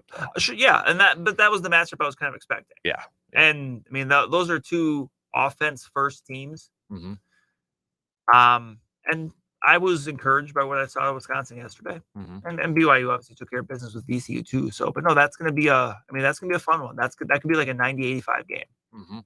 Yeah, I agree. And it's 2 teams that really like to shoot the 3 too. Right. So I mean, if one team's on and one team's off, yeah, it could be a little lopsided one way or the other. But I mean, I think that's going to be a bit of a track meet. Yep, I agree. So we'll talk some more college hoops coming up here in just a little bit. We got some local sports roundup brought to you by Carpet City Flooring Center also coming up. But I want to begin. Let's talk some baseball, Brewers baseball, because we are less than a week away from opening day, Brandon. And I know Pat Murphy the other day mentioned, Friday, kind of a day to let some of their veterans know, like a Mark Canha, what the plan is going to be and such. And we've seen some roster moves already. Andrew Monasterio be an option to AAA. With that particular move, do you think that bodes well for a guy like Durbin to make the team? And a lot has happened already this week in terms of who's going to play short, because it began the week. It looks like it's Bryce Terang and Ortiz was going to play second, but now Terang has arm fatigue, so they announced Ortiz as a starting shortstop, and Terang's going back at second. So I mean, first of all, going back to the Durbin one, do you think this bodes well for him to make this roster?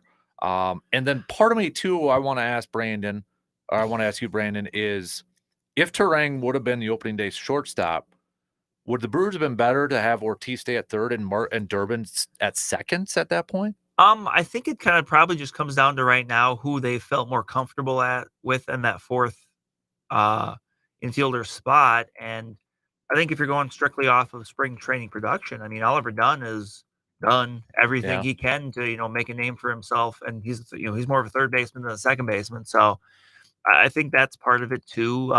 Vinny Capra can play second or third, and we've talked about how he's had a really good spring training. He's put himself in position to maybe be that other infielder, and Durbin can play third, even though it's kind of been maybe a bit of an adventure at time. I think it just comes down to where do you you with those two, with Joey Ortiz and Bryce Strang, you're getting high level defense there. It's just a matter of where do you value it? Do you value it up the middle at short and second, or do you value it just on the left side of the infield at second or at shortstop and third? And I think they really value it up the middle. So, when the way things have developed with how Oliver Dunn has hit the ball, how Vinny Capra's hit the ball, and the fact that Caleb Durbin can play third, I think that's kind of how maybe they came to that decision. You knew that it was either going to be second base or third base. It was going to kind of be the all hands on deck spot to start the year. And I think just with the way things have developed, third base is just where it is. Yeah, I think part of it though too, and kind of what you alluded to, I mean, I think some of these had to have been made with what Vinny and Dunn have done in spring training, with especially the offensive numbers that they put And I think the big domino here was Vinny Capra because he has no options left. So if the Brewers were to decide, hey, you're going to make the opening day roster, he gets exposed to waivers. And given how he played this spring, there might be a team out there that takes a shot at him. Yep. I mean, this is one that I don't, every year there's always one or two guys that maybe you don't see coming. And I would say Vinny Capra definitely qualifies. And, that's, it just forces decisions. But that's your job when you're in that spot is, look, we got to make, if you're that player that's, maybe you come into the spring on the outside looking in, but knowing there's still a chance, it's on you to kind of make the organization have to make some difficult decisions. And that's what Vinny Capra's done. Yeah. Pitching wise now, we know Tobias Myers is going to be missing at least the first couple turns of the rotation. It sounds like Quintana, just because of the ramp up, missing at least the first turn through the rotation here, which now, I mean, we know the first three, which is the series and the Yankees, but it's TBD who gets the home opener. Logan Henderson's name's been thrown out there. Alexander potentially stretched out as well. How do you see, or what do you think the Brewers are going to kind of combat this with the back end of their rotation, knowing it's not going to be Brandon Woodruff, even though he's trending well right now? Right. And I think early on in the year, you have the ability to kind of, to use the old phrase, the whole Johnny Holstaff, where you can, that like, okay, this is something we may just have to do for a week or two. The guys you mentioned, Logan Henderson was the one I was really interested in. And, he made the start Monday and it didn't go great, but he's a younger guy that, the organization really likes as a starter. And, that, someone that even if he's not with the big league team now, like he could make a fair amount of starts this year. Tyler Alexander he's a veteran. I mean, he's done it for a while. He's bounced around the league. So he's someone that even if the results aren't, haven't been, superb in spring training, I think he's one that they would still feel okay with just because they know, like, okay, there's a certain baseline. Okay, this guy's done it in the big leagues before. Like, we know we can, if we give him, 3 starts or something in April, that he's going to know how to navigate it. And I mean, you look at elsewhere, a guy like Chad Patrick, who was added to the 40-man roster, had a good year last year at AAA for the team. He was another part of, I believe, the William Contreras deal that you didn't really hear much about, but he's someone that's on the 40-man roster that, they could pull from to see. But, right now I'm not really sure because you mentioned you have a couple spots you kind of have to account for. Jose Quintana's going to be there sooner than later, but just with him signing a little bit later on, it just sounds like he's maybe not quite ready for it right now. Right. Any other, I mean, we just got a handful of games, a few games left with spring training here. Do you think there's any other questions surrounding this? I mentioned Mark Canha a little bit earlier. Would that be a guy you'd like to see the Brewers keep? I know maybe mostly DH, first base, maybe get you a little bit in the outfield. I don't know how much he would actually play out there. And speaking of outfield, do you think they carry 4 or are they going to have 5 this year? That's a good question. And obviously in the outfield, I think the big domino is Manuel Margot.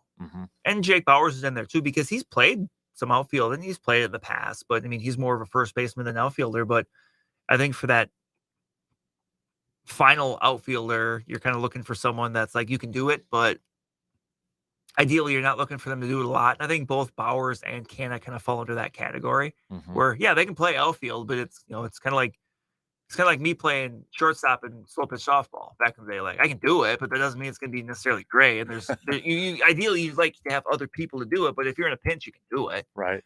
But, Manuel Margot, I mean, that's, he's more of a corner outfielder now. I mean, earlier in his career, he was a high level center fielder, but given what the Brewers have and the depth they have in the outfield, you can play him in a corner and feel, pretty decent about it. But, that's gonna be the question because Mark Canha, he hasn't had a great spring training as far as the back goes. But I think he's one of those guys that even if that's the way it's been, you still feel pretty good that like when the lights are on, when the lights are bright and the regular season starts, you feel like, okay, this is a guy that's still going to give you good at bats, even if spring training it hasn't gone great. So, I feel pretty good about Canha making the club. Another name I would say would potentially be in that mix for a corner outfield spot is Tyler Black, because he's played outfield, and there's some people that think like ultimately that's where he plays, but he just really hasn't played there in spring training for the Brewers. Like I could see him going down to AAA and maybe them playing him first base and then the corner outfield in AAA. You don't want it for a guy that you think can do it, but you haven't had him do it a lot. You don't want to have him kind of just do it in the majors. Like you want to see it done in the minors first. So, right now, I don't know if Margot makes the team or not. You mentioned today's kind of the day where, they're going to let those veterans know, hey, this is probably the direction we're going, be transparent with them and say, hey, would you start the year at AAA? Like knowing like, hey, if something happens, like you'd be our first option if, something happens. But, there's a couple different ways they could go with it. Yeah, I'm kind of, and we've seen before in the past too, like with some of these guys that they'll hold on to an extra position player if they've performed well in spring training, right? Eric Haas last year is the example. Was Jesus Aguilar the year they had like G-Man Choi, Eric Thames, and Jesus Aguilar? Was that the year? Then they traded G-Man Choi. Yeah, I don't remember offhand. That could be because I do remember that they did have because G-Man Choi made the opening day roster, but then he only lasted like a few days. Yeah, and then they sent him down. Then ultimately he got dealt. So that could have been that year because I also think that was not also the year because I think I remember them starting the year in San Diego. And was not also the year the Browns actually playing first base? Might have been, for like a little bit, and then obviously ultimately once you had Thames and you had Aguilar, you didn't really need Braun to play first base. Yep. So yeah, you never know how things are going to work out, and how things are going to stack up at certain spots. Right. So, and I think the thing is too, I know we talk a lot about it, what's this opening day roster gonna look like, and they're going to reveal it and they make a big deal about it too. It could change after one day. It does. And it often does. Like, and that's the thing, like, it's a big deal for the players to be on the opening day roster. I remember last year when the Brewers had the videos of like the younger guys when they made it, and it's a big deal to make it, but you're right. Like it's one day, at the end of March for a season that goes into October. Like it almost feels like it's more of a ceremonial thing. Yeah. Like you want to be there because obviously that shows that the team has confidence in you. But, we've seen players over the years that they don't make the opening day roster, but, you kind of forget, they get called up in April sometime. And by like June or July, you forget that. You just think, oh, this person's a consistent contributor for us. You forget that, oh, well, they didn't necessarily start the year on the big league lineup. Right. Yeah. Do you think because once in a while we'll have like a surprise guy that makes that, like a couple of years ago, it was a little surprised that Bryce Terang made it right on the opening day roster. Is that guy Durbin this year? Is it maybe somebody else? Could be. Or? I still think you in spots like that, you look out of the bullpen. If there's someone that, maybe we're a little surprised at, and we're going to see how those chips fall. And as much as we know, the Brewers like to, maneuver around their bullpen, two guys that make it, are with the team in New York might not be with the team by the time they get to Kansas or they face Kansas City. That's just kind of the way it is. They like to have flexibility there. So, offhand, I can't really think of anybody, but you don't know. How does the Nick Mears and he's sick, but he's going to start the beginning of the season on the IL too. That doesn't sound like it's a long-term thing, right? No, That's just that kind he's of a not going to build-up? be. Just that he's not going to be ready for opening day. I forget the illness he had, but he dropped a bunch of weight. Like, and you need a little time. I think any of us over the years, if you've had like a really bad flu or whatever, where you drop some weight, it sticks with you for a while. So obviously they're just erring on the side of caution. Yeah. Trying to think. Yeah, it's going to be because we're starting to see. The Andrew Monasterio one kind of makes sense. I know he's been with the team the last couple of years, Major League, but when you got a guy with options, because that factors into some of these decisions, right? Does. You got to play the play he had- those cards a little right, bit. because he had a pretty good spring training hitting the ball. So it's, I don't think he necessarily did anything wrong. It's kind of a numbers game at that point. You're right. Like when you have options, like, sometimes it works against you a little bit where the team just knows, hey, we can do this now. And then, doesn't mean it's forever, but, it's just kind of the way it is for now. Right. All right, let's take a quick break here, and we'll finish up the second hour doing some local sports roundup. Boys State basketball day 2 beginning a little bit later on this morning. So we'll hit that up, and we'll close up the second hour before we get to some cream of the crop after these quick words.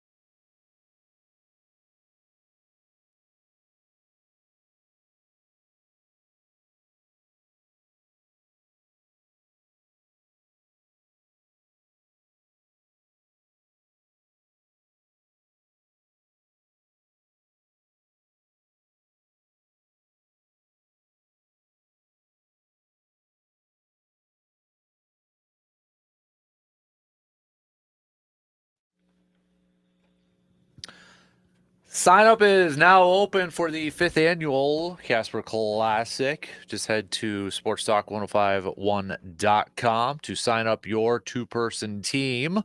Same deal, just new location, Lake Hallie Golf Course, Friday, August 1st, 10 a.m. tee times, 1 p.m. tee times, 7:30 a.m. tee times. But if you want that tee time, You have to sign up before Memorial Day. So everything else, same, $90 per team. Meals, lunch provided by Hy-Vee, and drink tickets provided by Park Ridge Distributing. So I noticed you haven't gotten your team in yet, Brandon. No, I've been really slacking with that. I gotta get the message out to Got to get your to the group in. team, to all the teams to get us signed up. So I will say the majority of signups have been on that 10 a.m. one so far. So if you want to get your I'll take care of that today. I'll get the message out. Also, don't forget in a couple hours. Are you gonna be at VFW with us for a Yeah, little I'll bit? swing on by for a little bit. All right.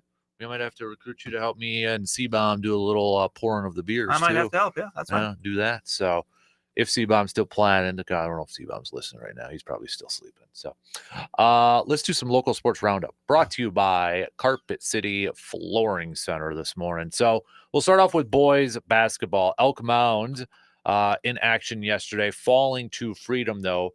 But I mean, what a year for Elk Mound basketball, girls and boys both getting to state this year. Right. And kind of going back to the sectional finals last week, Elk Mountain trailed by double digits in that game in the second half, came back to beat Amory to go to state. And, a great first season for new coach Dennis Arneson. Kind of gonna be a tough act to follow when you jump in and that happens. But you're right. Like, I mean, between the boys and the girls, I mean, there's only a few teams that did that in the state, and usually there's a couple every year, but there's not many. When you think of just all the different schools, obviously in the state, and to be one of a couple, I mean, the only other one I can think of off the top of my head is the Prairie School, that did it. But I mean, there might be another one or two in there. But I mean, to be able to do that, obviously, it says a lot for not just the programs, not just the athletes, but just the community in general, how they support things. I mean, that's something as I've talked with some people throughout the winter about it, like.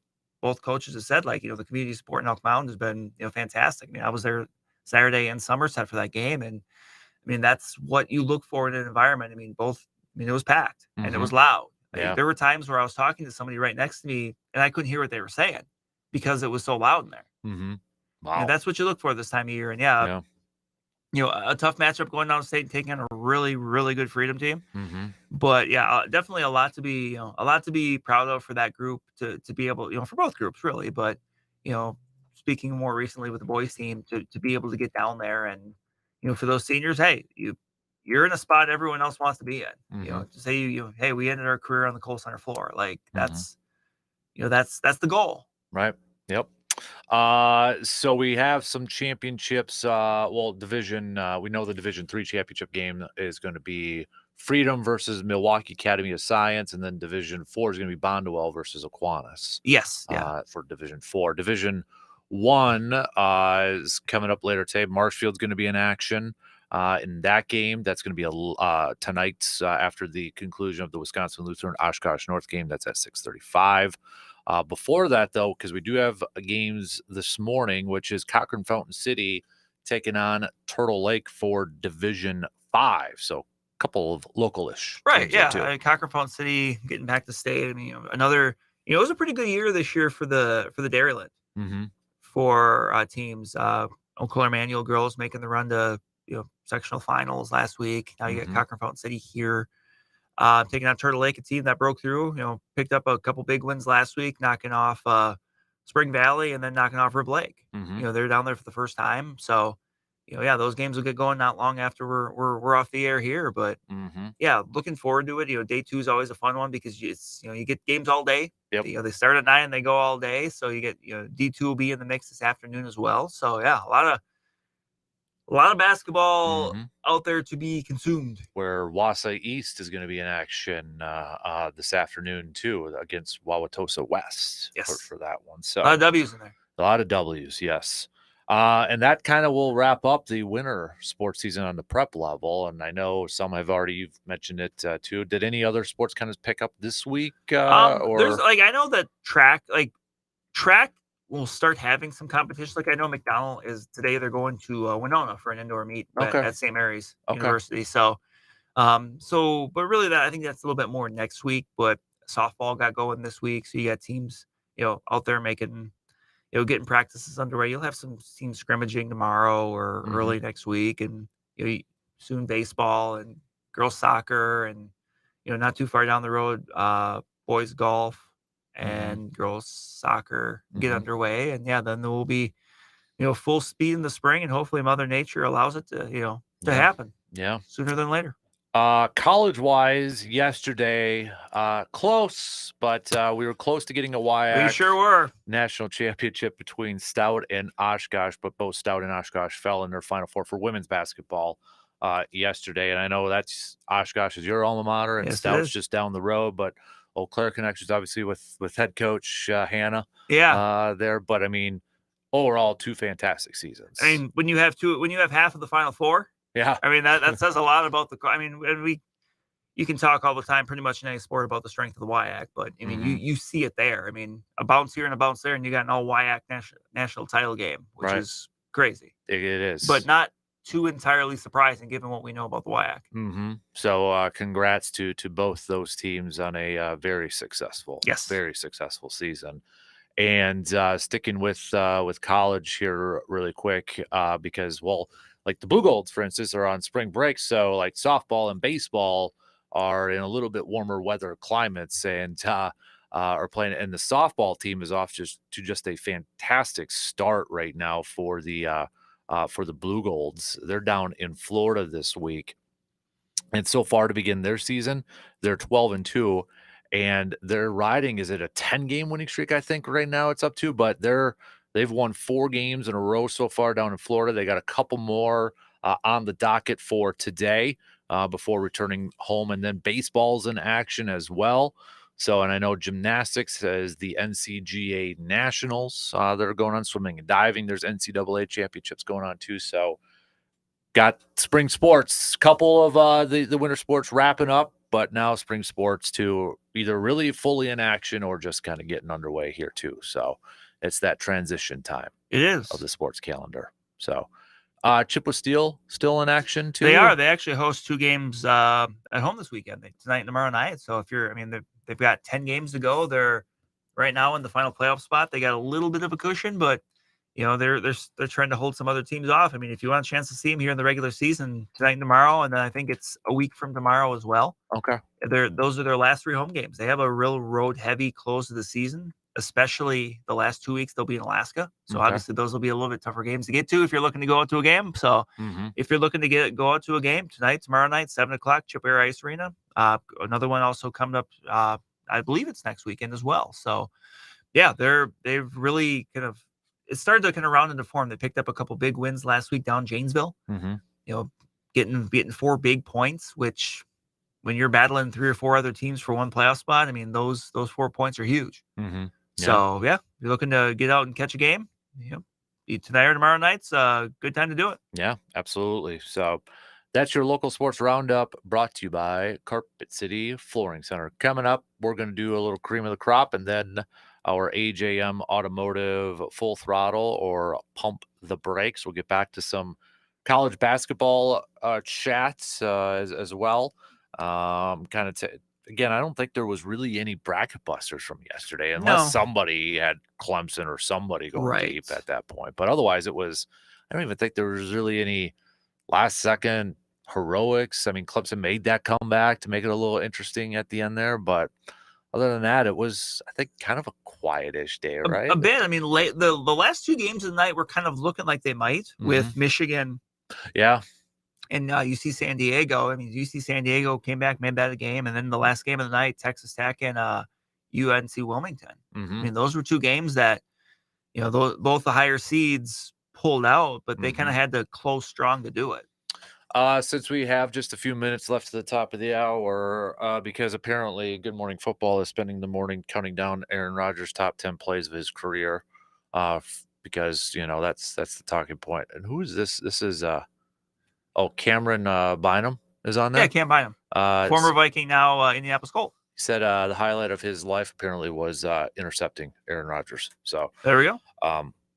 That was just this past year. Wasn't it with? Yeah, it was the Jets one. When he was with the Jets. Yeah, must have been. Yeah, the he London might not. game. Yeah, I was trying to think because he. Yeah, because Cam's still relatively young, so.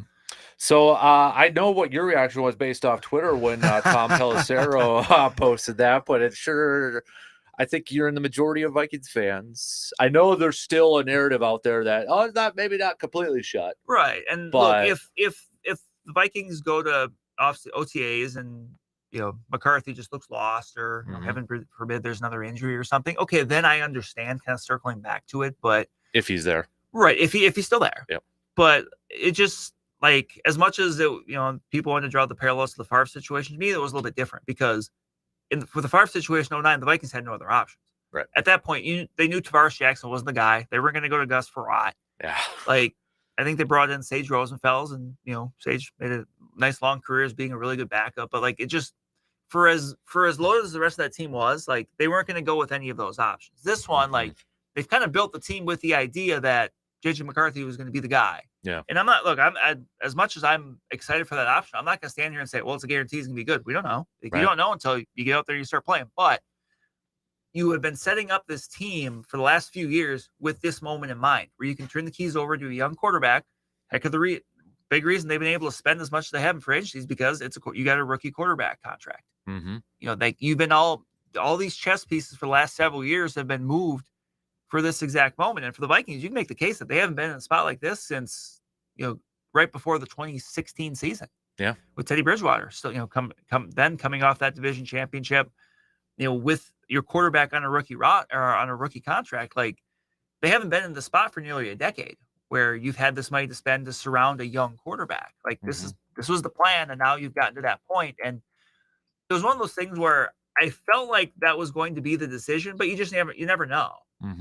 And they took the time, and I do believe that they probably had the conversations of, hey, is this something we want to do? But then you kind of weigh, the positives and negatives and everything with it. I think ultimately, going with JJ McCarthy and just seeing what you got there and pairing it with a veteran backup, whoever that may be, is the way to go.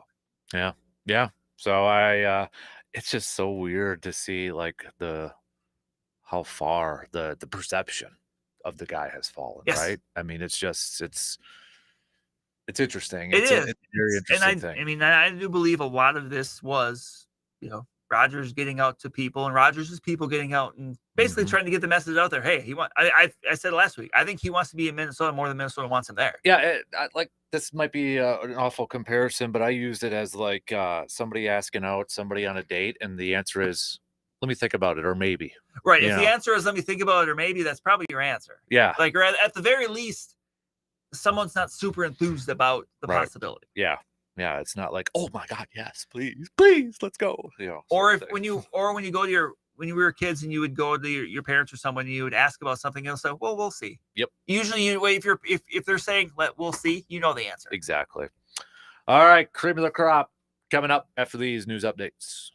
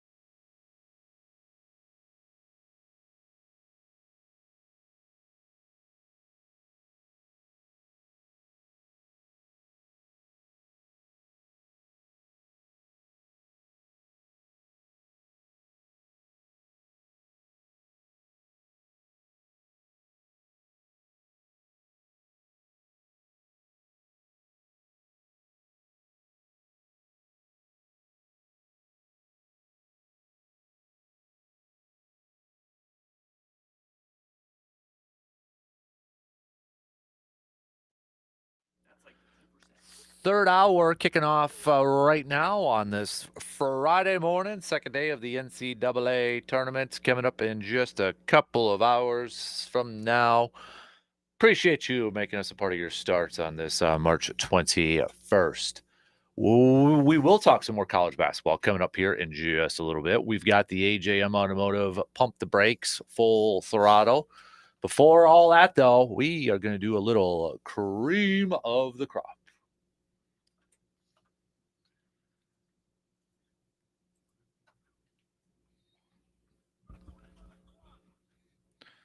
Brandon, your cream of the crop is whom? Usually I don't go too often the local route with cream of the crop, but I will this time. We alluded to it earlier. I'm just going to go Elkmont basketball, both boys and girls. I mean, Coach Dennis Iverson with the boys team, Coach Jordan Kongshaw with the girls team. I mean, such a, really it is a historic season when you can get both teams to state. And think about, just look at like the last couple weeks. When you look at just the amount of travel, like if you're an Elkmont basketball fan, you had to make, like, you go back a week and a half. Wednesday, Sexfield.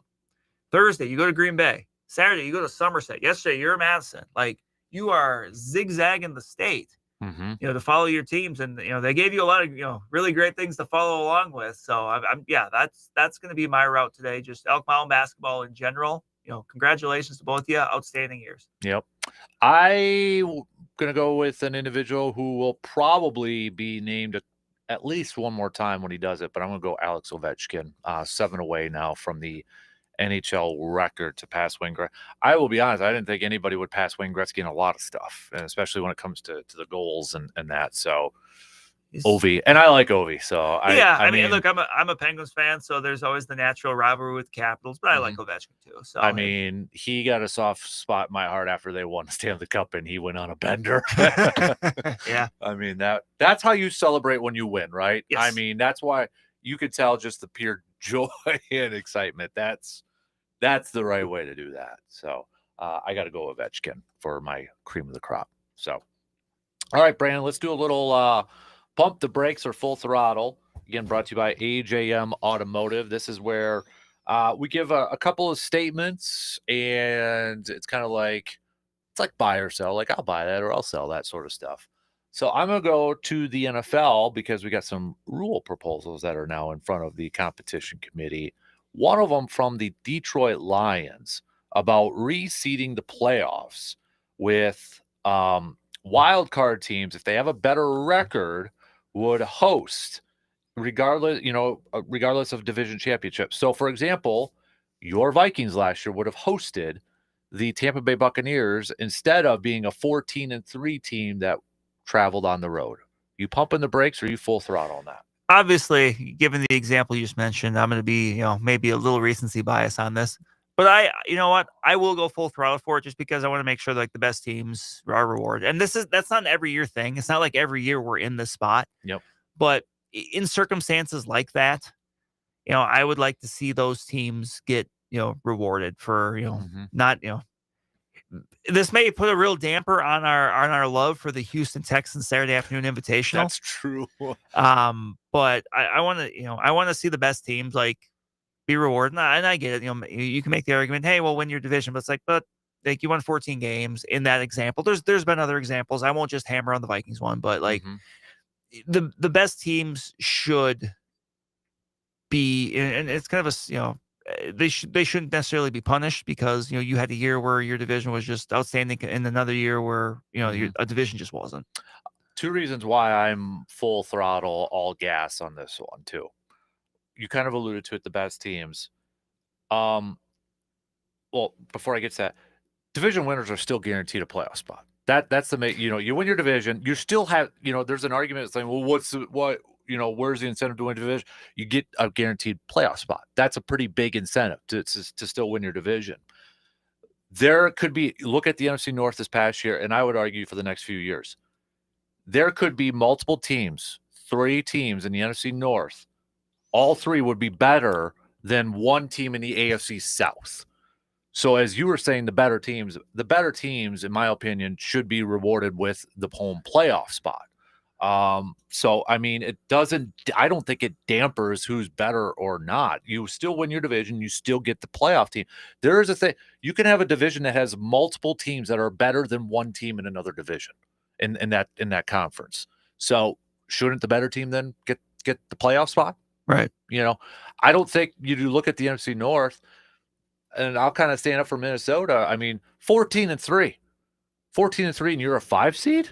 That just it doesn't really make sense to me. And Green Bay would have actually moved up a little bit. I was thinking too. about that as you were talking. Like, pretty sure that meant Green Bay wouldn't have been the 7. No, they would have been the 5, and they would have still went on the road, but to Washington instead of Philadelphia. So, yeah, I'm full throttle on that because it still puts an importance on your division.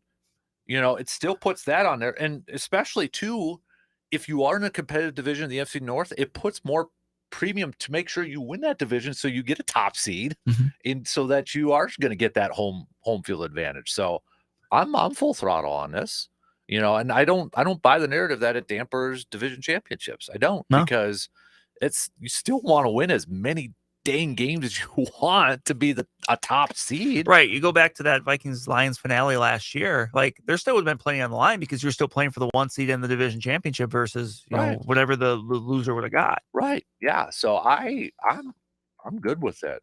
One more with the NFL rules. So there was another proposal from the Lions with the illegal contacts, making it, taking away the automatic first down. So for example, it's 3rd and 15.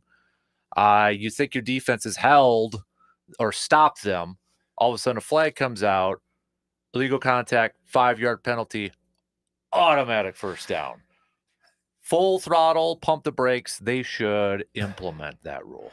This is one I think I may pump the brakes a little bit on, and this is one where I did laugh because after obviously it came out the Lions proposed this. It also had been posted that the Lions had by far the most illegal contact penalties the last few years. And that's just the way Aaron Glenn's defense has played. They played very physical and aggressive. I do think there is some middle ground because, it is kind of annoying when at times it's like, oh, it's 3rd and 18, but there's a 5-yard defensive holding penalty and that's automatic first down.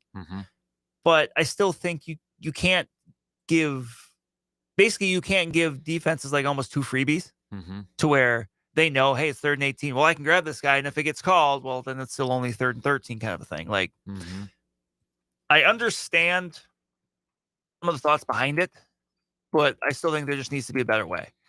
Maybe is it defensive holding 10 yards? And then, you get rid of the, automatic first down, but it's 10 yards. So it's the same offensive holding. Let me ask you before I make my pick. What are your thoughts on pass interference? Should it be college or spot of the ball? I like spot of the ball because I think you can take advantage of that. Yeah. Because in college, if there's a big throw down the field, a 50-yard throw down the field, and you're that defender and the receiver's got to step on you, just tackle the guy. Because then it's 15 yards instead of, potentially 50. So wait a minute, but you're in favor of spot of the ball. I am. Okay. Yes. So my issue with spot of the ball, and I go to this example, is the AFC Championship game from a few years ago. Tom Brady just chucks up a ball against the Jaguars and gets a questionable pass interference. And that to me was really? And it was a 40-yard play. Correct. Yeah. My thing with that too is honestly, if we're talking about how you legislate certain parts of these rules, I would love to see officials get rid of the kind of the example you said there. Well, basically the underthrown pass interference ball out of the vernacular when it comes to interference, because you see it so many times where a quarterback will make a throw. It's 5 yards back and the receivers, they're turning around and they're running back and they run into the defender and they call pass interference. That I would love to see it out of the game. The quarterback needs to be able to make a good throw and basically not get bailed out. That's the part of this I would like to see pushed out. Yeah, I'm actually a little full throttle on here, but I understand the back and forth on it because I think if this rule does get implemented, I think you're going to have the same argument being made about pass interference, whereas, okay, now you're going to have defenses take advantage of that, where if it's 3rd and 15, and then all of a sudden within that 5 yards, it's clearly evident the receiver burned the guy. He's going to grab him within that 5 yards. And now it's just a 5-yard penalty instead of potentially a huge gain there. And that's kind of the argument too with the pass interference one is if a guy gets burned and he's going up the sidelines for a potentially huge gain, well, just grab him down. It's only 15 yards instead of 50 yards. So I understand both sides of that argument too. Right. That's something like, especially in high school, because high school's the same way. High school's not spot the foul. Or if I'm a high school coach and it's like, hey, you get burned, like just tackle the guy. Yeah.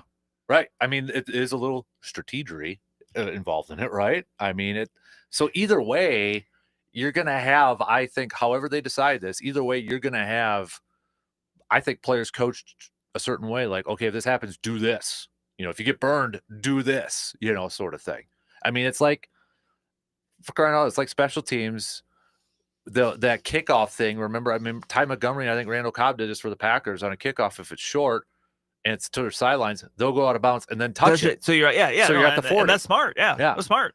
They expose that rule. Yep. And not a lot of people know that rule. So I mean, there's different ways to expose it and take advantage. But that's part of the game, though, too, isn't it? Yes. Like, how can we? It's not cheating. It's playing within the rules, but like, how can we find these different nuances to expose that? Right.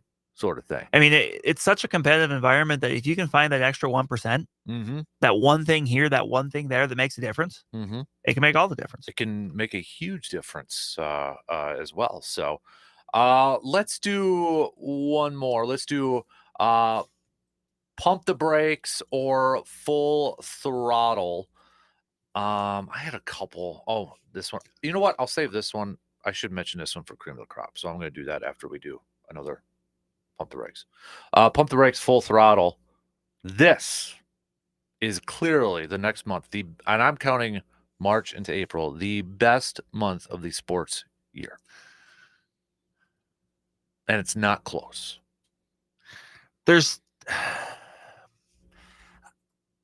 For me, I would say pump the brakes because there's two segments that I love above, like two stretches I love more than any. So I can't say above and beyond.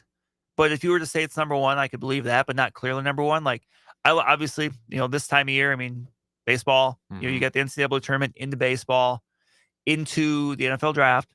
You've got, and you get golf picking up, you got the Masters coming up next month. Like, but I also just love October because you have playoff baseball, you have college football getting into conference play. The NFL is getting into full swing. You've got a couple other sports getting going. I mean, for even at the high school level, obviously you're getting into the postseason there. But so I'm going to pump the brakes only because I can't say definitively it's the best. But if it's either one or two, like, and it's very, very close for me. I am full throttle. I love this month because you do have NBA playoffs and NHL playoffs and the NFL draft, which is saying something for me because it doesn't include NFL games, but you and I love the NFL draft. So I'm full throttle on this one. But I don't, it was an old one, but I don't know why he just retweeted it. Gene Steratore, the in January Saints Vikings game yesterday, Minnesota Penn State basketball today. Oh, that's right. Yeah. That's right. The day that after dude, I mean, he kept a busy schedule. Like, that was very cool that he would be calling an NFL game one day on the field, and the next day he'd be reffing some Big Ten basketball game. Yep. Timmy with a quick text here. Andy, I'll get to your text here in a minute or so. Offensive pass interference should be penalized the same yardage as defensive, then flag curse 27 yards down the field.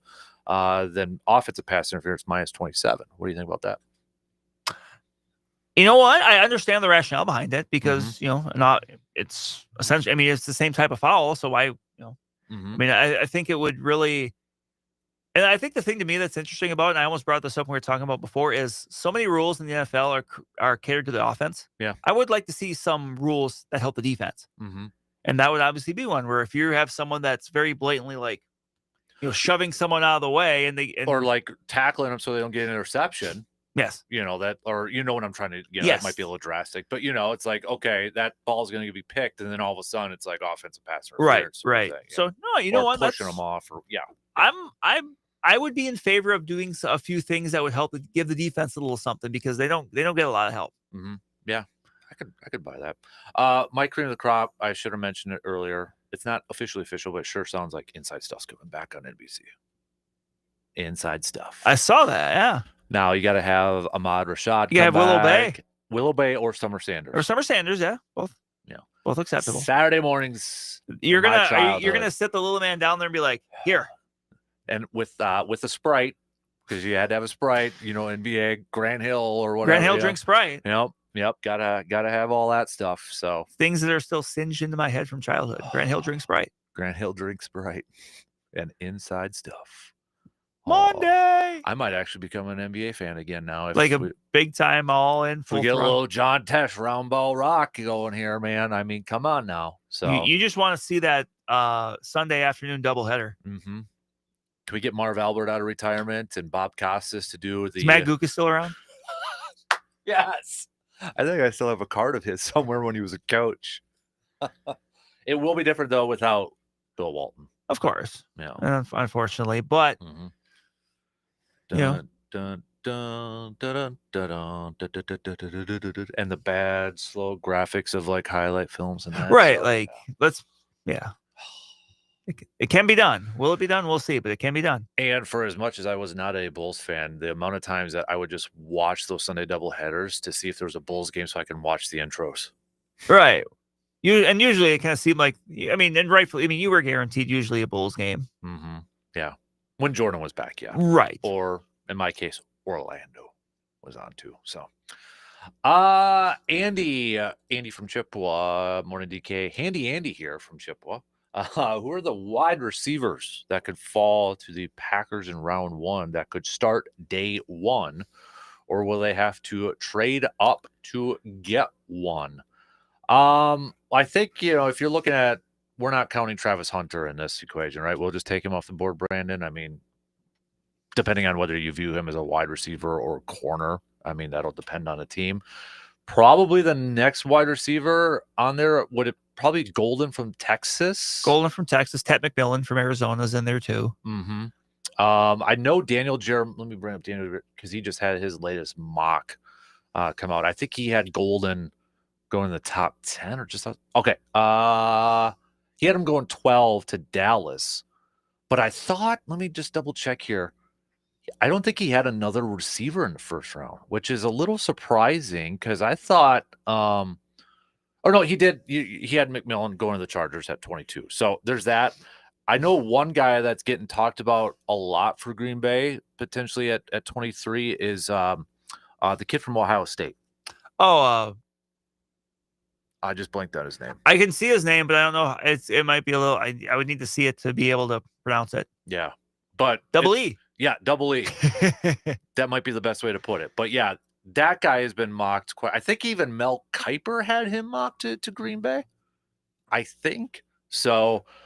There's those guys, and he's the one you hear a lot of people talk about. Well, he could start day one, and you talk about Ohio State receivers. The pedigree it's pretty well established, pretty substantial. It's there. It's over there. So, but I don't know if they will go wider. I'm not quite there yet in terms of the mock drafts and such, but I don't know if they'll go wide receiver in round one yet. Double E. I don't, or not double E, Handy Andy. Sorry. See, now you got double E in my mind. I don't know. Those are just probably a few of the names off the top from the wide receiver. I know some people are saying, well, are they going to Emeka finally? Yeah, Emeka from Ohio State. I don't know. Like, I still feel like, and I think this is going to probably burn some Packers fans. I feel like Goody's higher on the wide receiver group that they currently have than maybe what Packers fans are currently at. I think they're still very high on Dontavian Wicks, and I think they want to give him more of an opportunity. And he's going to get more of an opportunity with Christian Watson missing a big chunk of the season. They're definitely, and I don't think anybody should still be down on Jaden Reed by any point. Hardman's not going to be the number one wide receiver. No, he can have a role in this and be effective, but I think also too, we focus a lot on the wide receiver group. I think you have to include tight ends in this, and I think if you polled a lot of Packers fans, you want to see Tucker Kraft more involved. I think Luke Musgrave still has a role in this as a tall, stretching the seam type of tight end. So while I get it, I'm part of that too at times. We focus a lot on the receiving group. I do feel like you have to include tight ends into that. And when you include the tight ends into it, Green Bay does have a solid group, but I understand the concern. Like, okay, but do they need a veteran to go with that group, or do they need, with Christian Watson missing a big chunk, do they need that downfield type of receiver? Which I would say yes. So like, if a downfield threat receiver is there, like a 6'2", 6'3" guy that you could send down the sideline, deep ball, because you're missing that with no Christian Watson. You're missing a guy that's going to take the top off of a defense, right? You're missing that. So if they view that as, okay, we got to go in this draft and get a guy like that, because the other part is to remember, Watson and Dobbs are scheduled to be free agents. So I'm of the opinion that let's get back to the Ted Thompson days and just keep funneling that wide receiving group so that when it's their turn, they're ready to go and you don't have this grace period, essentially. So, some other guys could be like from Missouri, Luther Burden over there. Isaiah Bond, another Texas guy. Texas is turning into wide receivers now too when you have Xavier Worthy and some speedsters over there too. But yeah, I've seen a lot of people talk about a Mecca going to Green Bay, mocked in Green Bay in that first round. But then I think there's some skepticism whether actually Green Bay would do that. Right. I mean, it's been a bit. Devon Walker. Yeah. It has been. 2002? Was it 2002? Yeah, I think so. I think so. So, but so I'll admit, I've been doing a little bit of the simulators. I don't know if you have yet. A little bit, yeah. There's some bigger receivers if you want that available in day two. Like beefier, 6'2", type of thing. Yeah, because Ted McMillan's kind of the only guy that's like looking at potential first round that is kind of that bigger receiver. Right. And I think that if anything with the Hardman signing, I don't think it changes the need to get a receiver in a draft. Maybe it changes the type of receiver you're looking at. And maybe it's that more of that Christian Watson type of taller, bigger guy you can long stride guy. Right. But again, I think you factor in the tight ends in this group, and you've got a couple. I hope nobody is ready to fold the table on Luke Musgrave. I want to see yet what he can do heading into his third year. I just want to see this offense utilize the tight ends more. Like, we've seen some good stuff from Tucker Kraft, and it's been a while since we've actually consistently utilized tight ends. So I'm not getting my hopes up on a impact receiver, but I do feel like that they're going to draft one at this point just to protect themselves even for next year and to create more depth that way, if that makes sense. Does that make sense? That makes sense, right? But I mean, we've also seen rookies have an impact in year ones, and they weren't a top pick. One's across the border on your favorite team, Justin Jefferson, for crying out loud. Where was he drafted? 20? Yeah, it was like lower 20s. Low 20s. Yeah, so it was like 22, 23, something like that. Yeah. And some dude, Randy Moss, was pretty dang good that, again, you guys got in the 20s. Right. And even like Jordan Addison. Yeah. I mean, you can get a receiver in the 20s that if they're there, that can still be an impact player and be somebody that can go out there. I mean, we've seen that how many times at this point? So long-winded way of answering it. So, all right, let's take a quick break. Ultimately, I don't think they trade up to get a receiver. Goody wants more picks. I don't think he'll trade up to get a wide receiver in this one.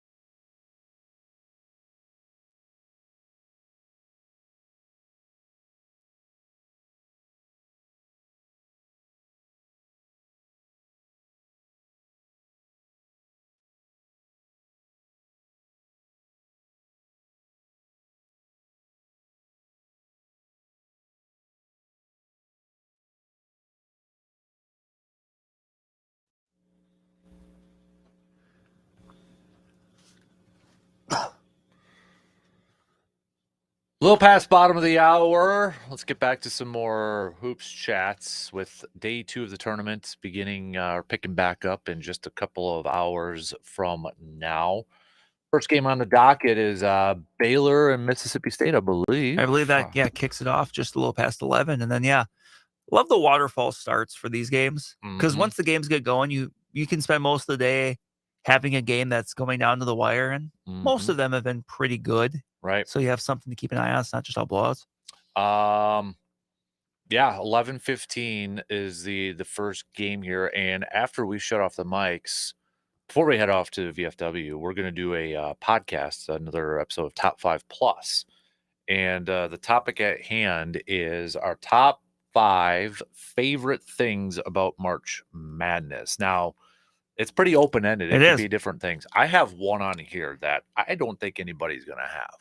But as soon as I say it, there's going to be like, oh, yeah, sort of thing. So, but for those of you listening right now, if you want to text in yours, so we'll say it on the podcast, text them to me now at 715-830-1912. It can be something as like, I take the days off of work all the time, or like the fact that you're not very productive those first few days at work. Yeah. So, but looking at the schedule for these games coming up here today, you got Robert Morris, Alabama, Iowa State's the third one up. The Fighting Penny Hardaways taking on Colorado State right now. I think there's a couple. I'm looking at that Iowa State and that Memphis one. Iowa State with their injuries. I wonder if they're going to be. I don't know if it'll be this one, but I think that grinds my gears that they didn't announce that injury beforehand, because I saw John Rothstein said that might have put Wisconsin in Milwaukee instead of Iowa State then. Then the Fighting, Penny Hardaways of Memphis going up against Colorado State, which I think is probably a popular 12-5 upset for a lot of people. Well, Colorado State this morning is a 1.5-point favorite. Yeah. Oh, yep. Good. It's right there. So I did pick that one, even though I went against my guy Penny, but I'm telling. I'm nervous for Marquette going up against New Mexico. I don't know what version of Marquette we're going to get for this game. And New Mexico coming out of the Mountain West. So, and Patino's done a really good job since he's been over there. You got to give him credit. Maybe Gophers was just a little too early in his career.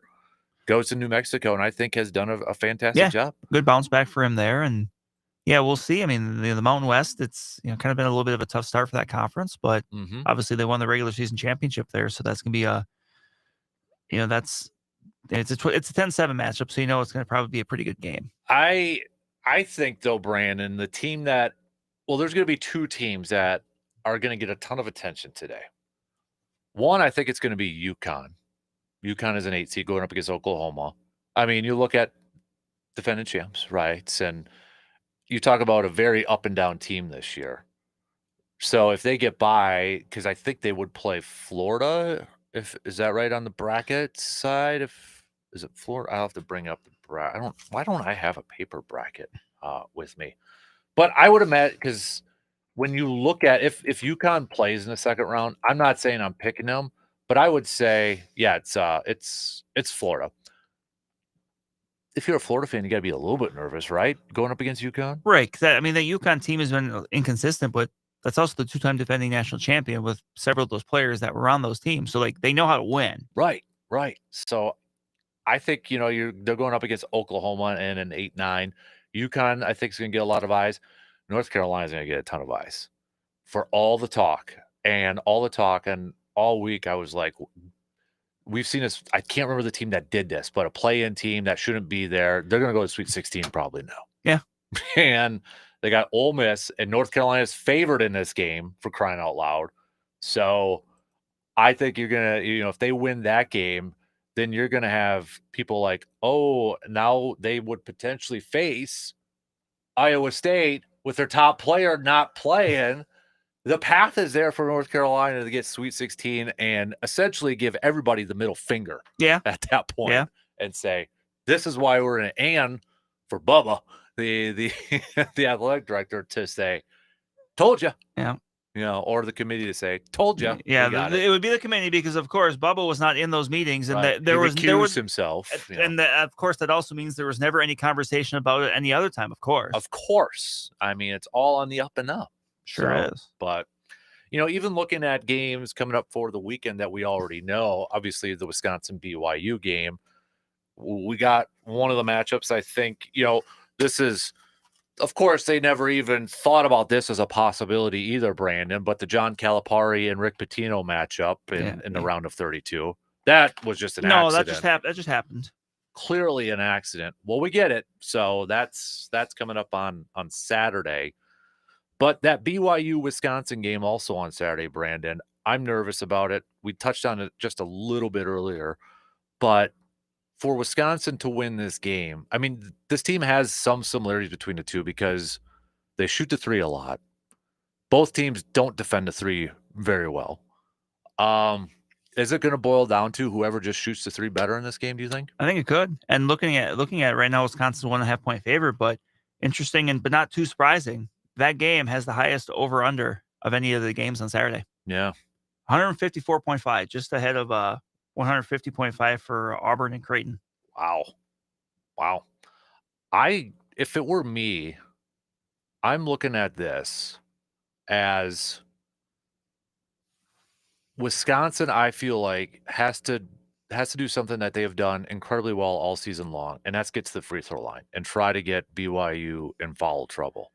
Get to that charity stripe. Because even give Montana credit, like yesterday, they held John Tonje to no 2-point buckets. He had a couple threes. He finished with 15 because he got to the line and hit 9 of 9 from free throws. I feel like Wisconsin has to still attack BYU and try to get them in foul trouble and win at the charity stripe. Right. And the other thing I think is going to be key for Wisconsin, not just today, but like ultimately, I think this is going to be a big part of dictating how far they go. It's going to be what do you get out of Stephen Crowell and Nolan Winter, especially on the inside. I'm not saying you got to be, prime Shaq in there, but like you have to be able to provide some sort of inside threat. Yeah. Because we know the Wisconsin bigs, they play inside and out. So, they can both knock down threes, but you need to do enough inside because that's going to lead to other opportunities. And you just have to put that out there for the teams to know, like, hey, this is something we got to worry about. And I don't want to see, and we've seen this a couple times. We saw it in the Big Ten championship game where they just start playing from the outside, right? And they just kind of get passive and they settle for a contested three. Like that's been my biggest kind of frustration with just the Badgers in general over the years is they'll just get into those stretches where they're fine, like passively passing the ball around the top half of the 3-point line and then settling for a jumper with a man in your face with 4 seconds left in the clock. Like you can't do that. Like. Right. Attack the basket, like work inside out, get a paint touch. Even it doesn't have to necessarily lead to a paint shot, but just get a touch to one of those big guys in the low block and then work off that. Right. And that's where I think, like Tonje, but also Blackwell. Blackwell is very effective at driving and getting to the hole. So I don't want to see Wisconsin get into this 3-point contest with BYU.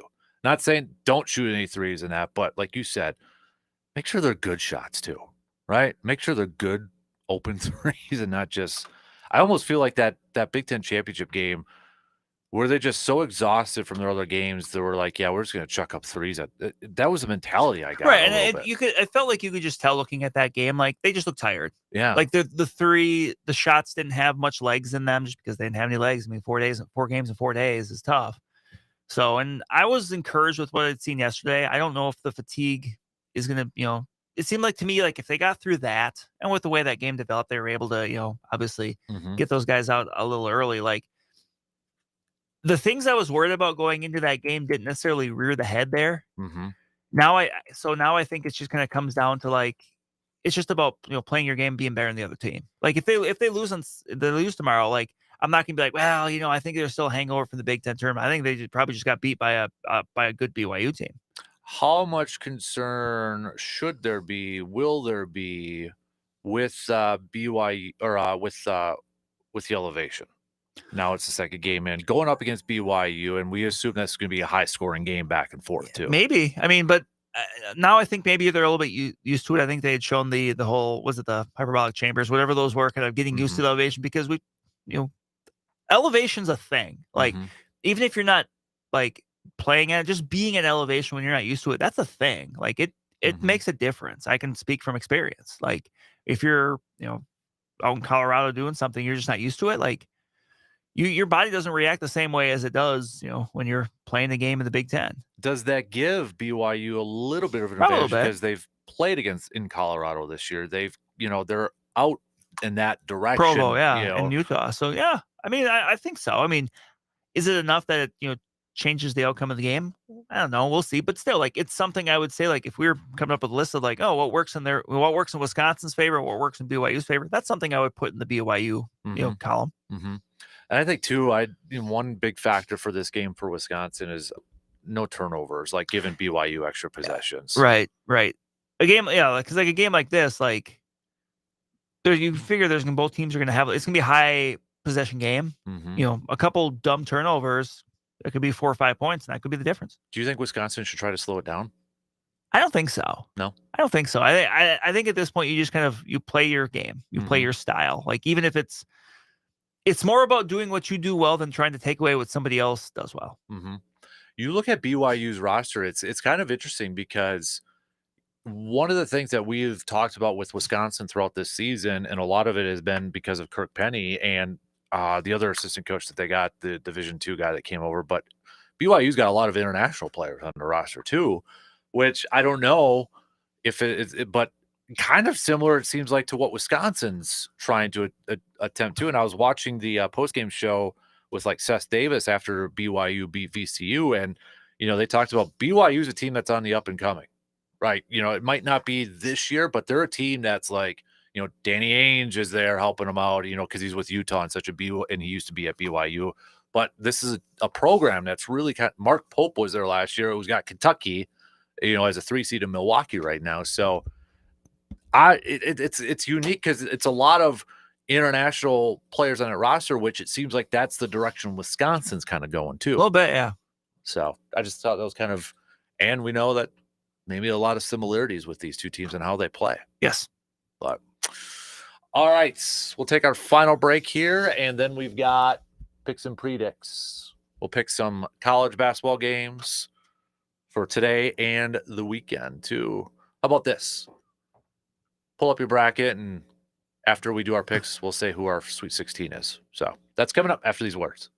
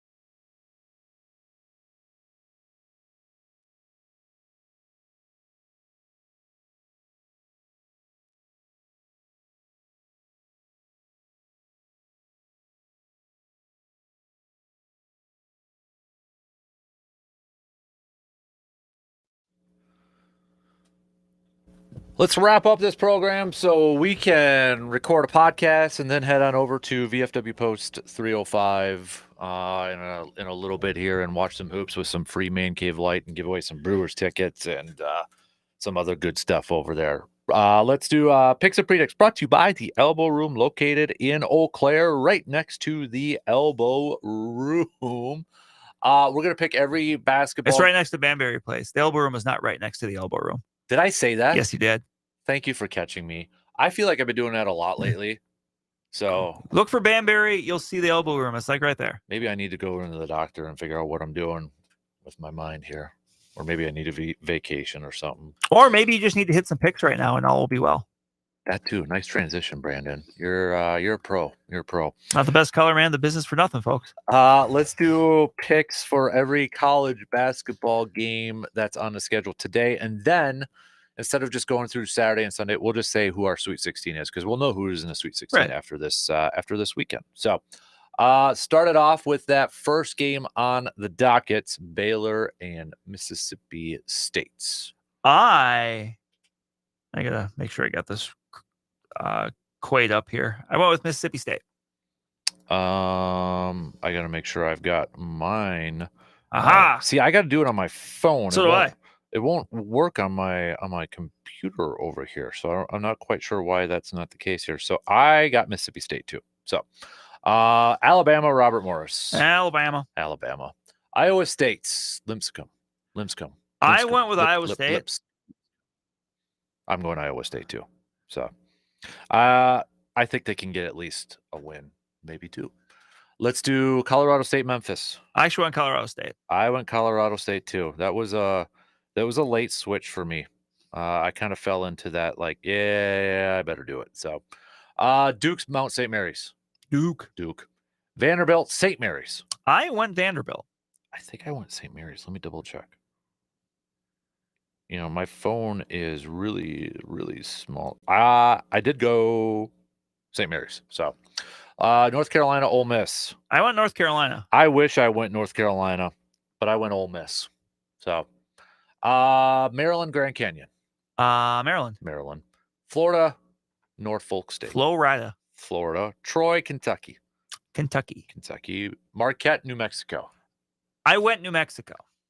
I did go Marquette, but I would not be surprised. Arizona, Akron. Arizona. This is what I thought a little bit about. Yeah. Oklahoma, UConn. I went UConn. UConn Huskies. Illinois, Xavier.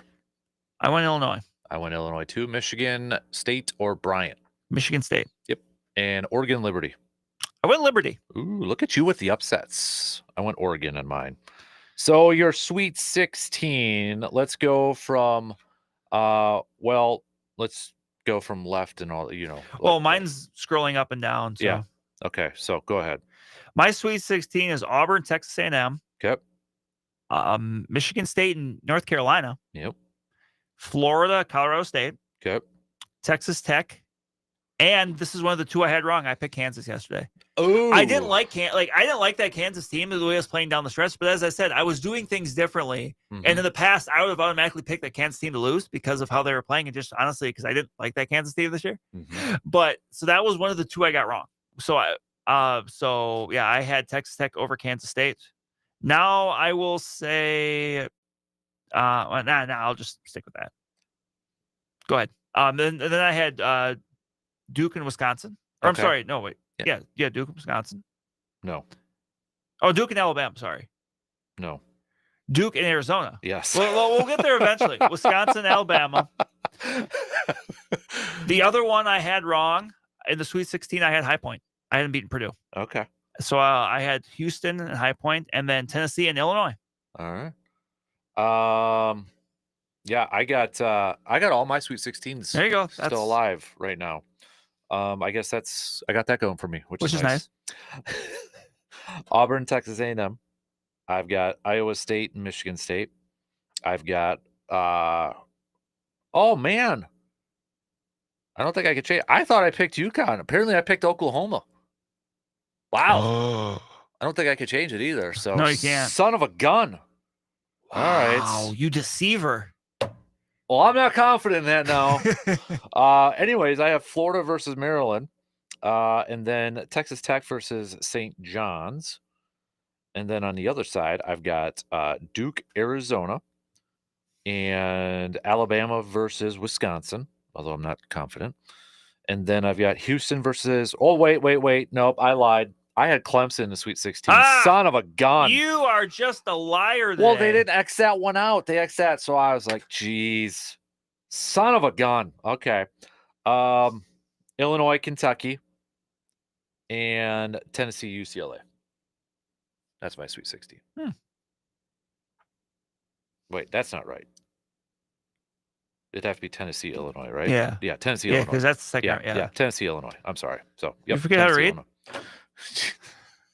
Apparently, I repeat myself with the same thing. I can't read. Yeah, there's something going on with me, apparently. It's Friday. So, That's what's going on. good God. Oh, man. All right. Thank gosh there's only a few minutes left here. So, again, Brandon and I are going to record a top 5 plus pod, our top 5 favorite things about March Madness, basketball related March Madness sort of stuff. So that's coming up. And then we'll head over to VFW for a little bit. I'll be there, yeah. Yeah. Well, I'll be over Come there. say hi, win some stuff. Don't ask for any fancy drinks because I don't know how to do it. So just No, keep it simple. keep it simple, stupid. Well, right? I was gonna say that. But what's that phrase? Keep it simple. Kiss. Yeah, but who said it?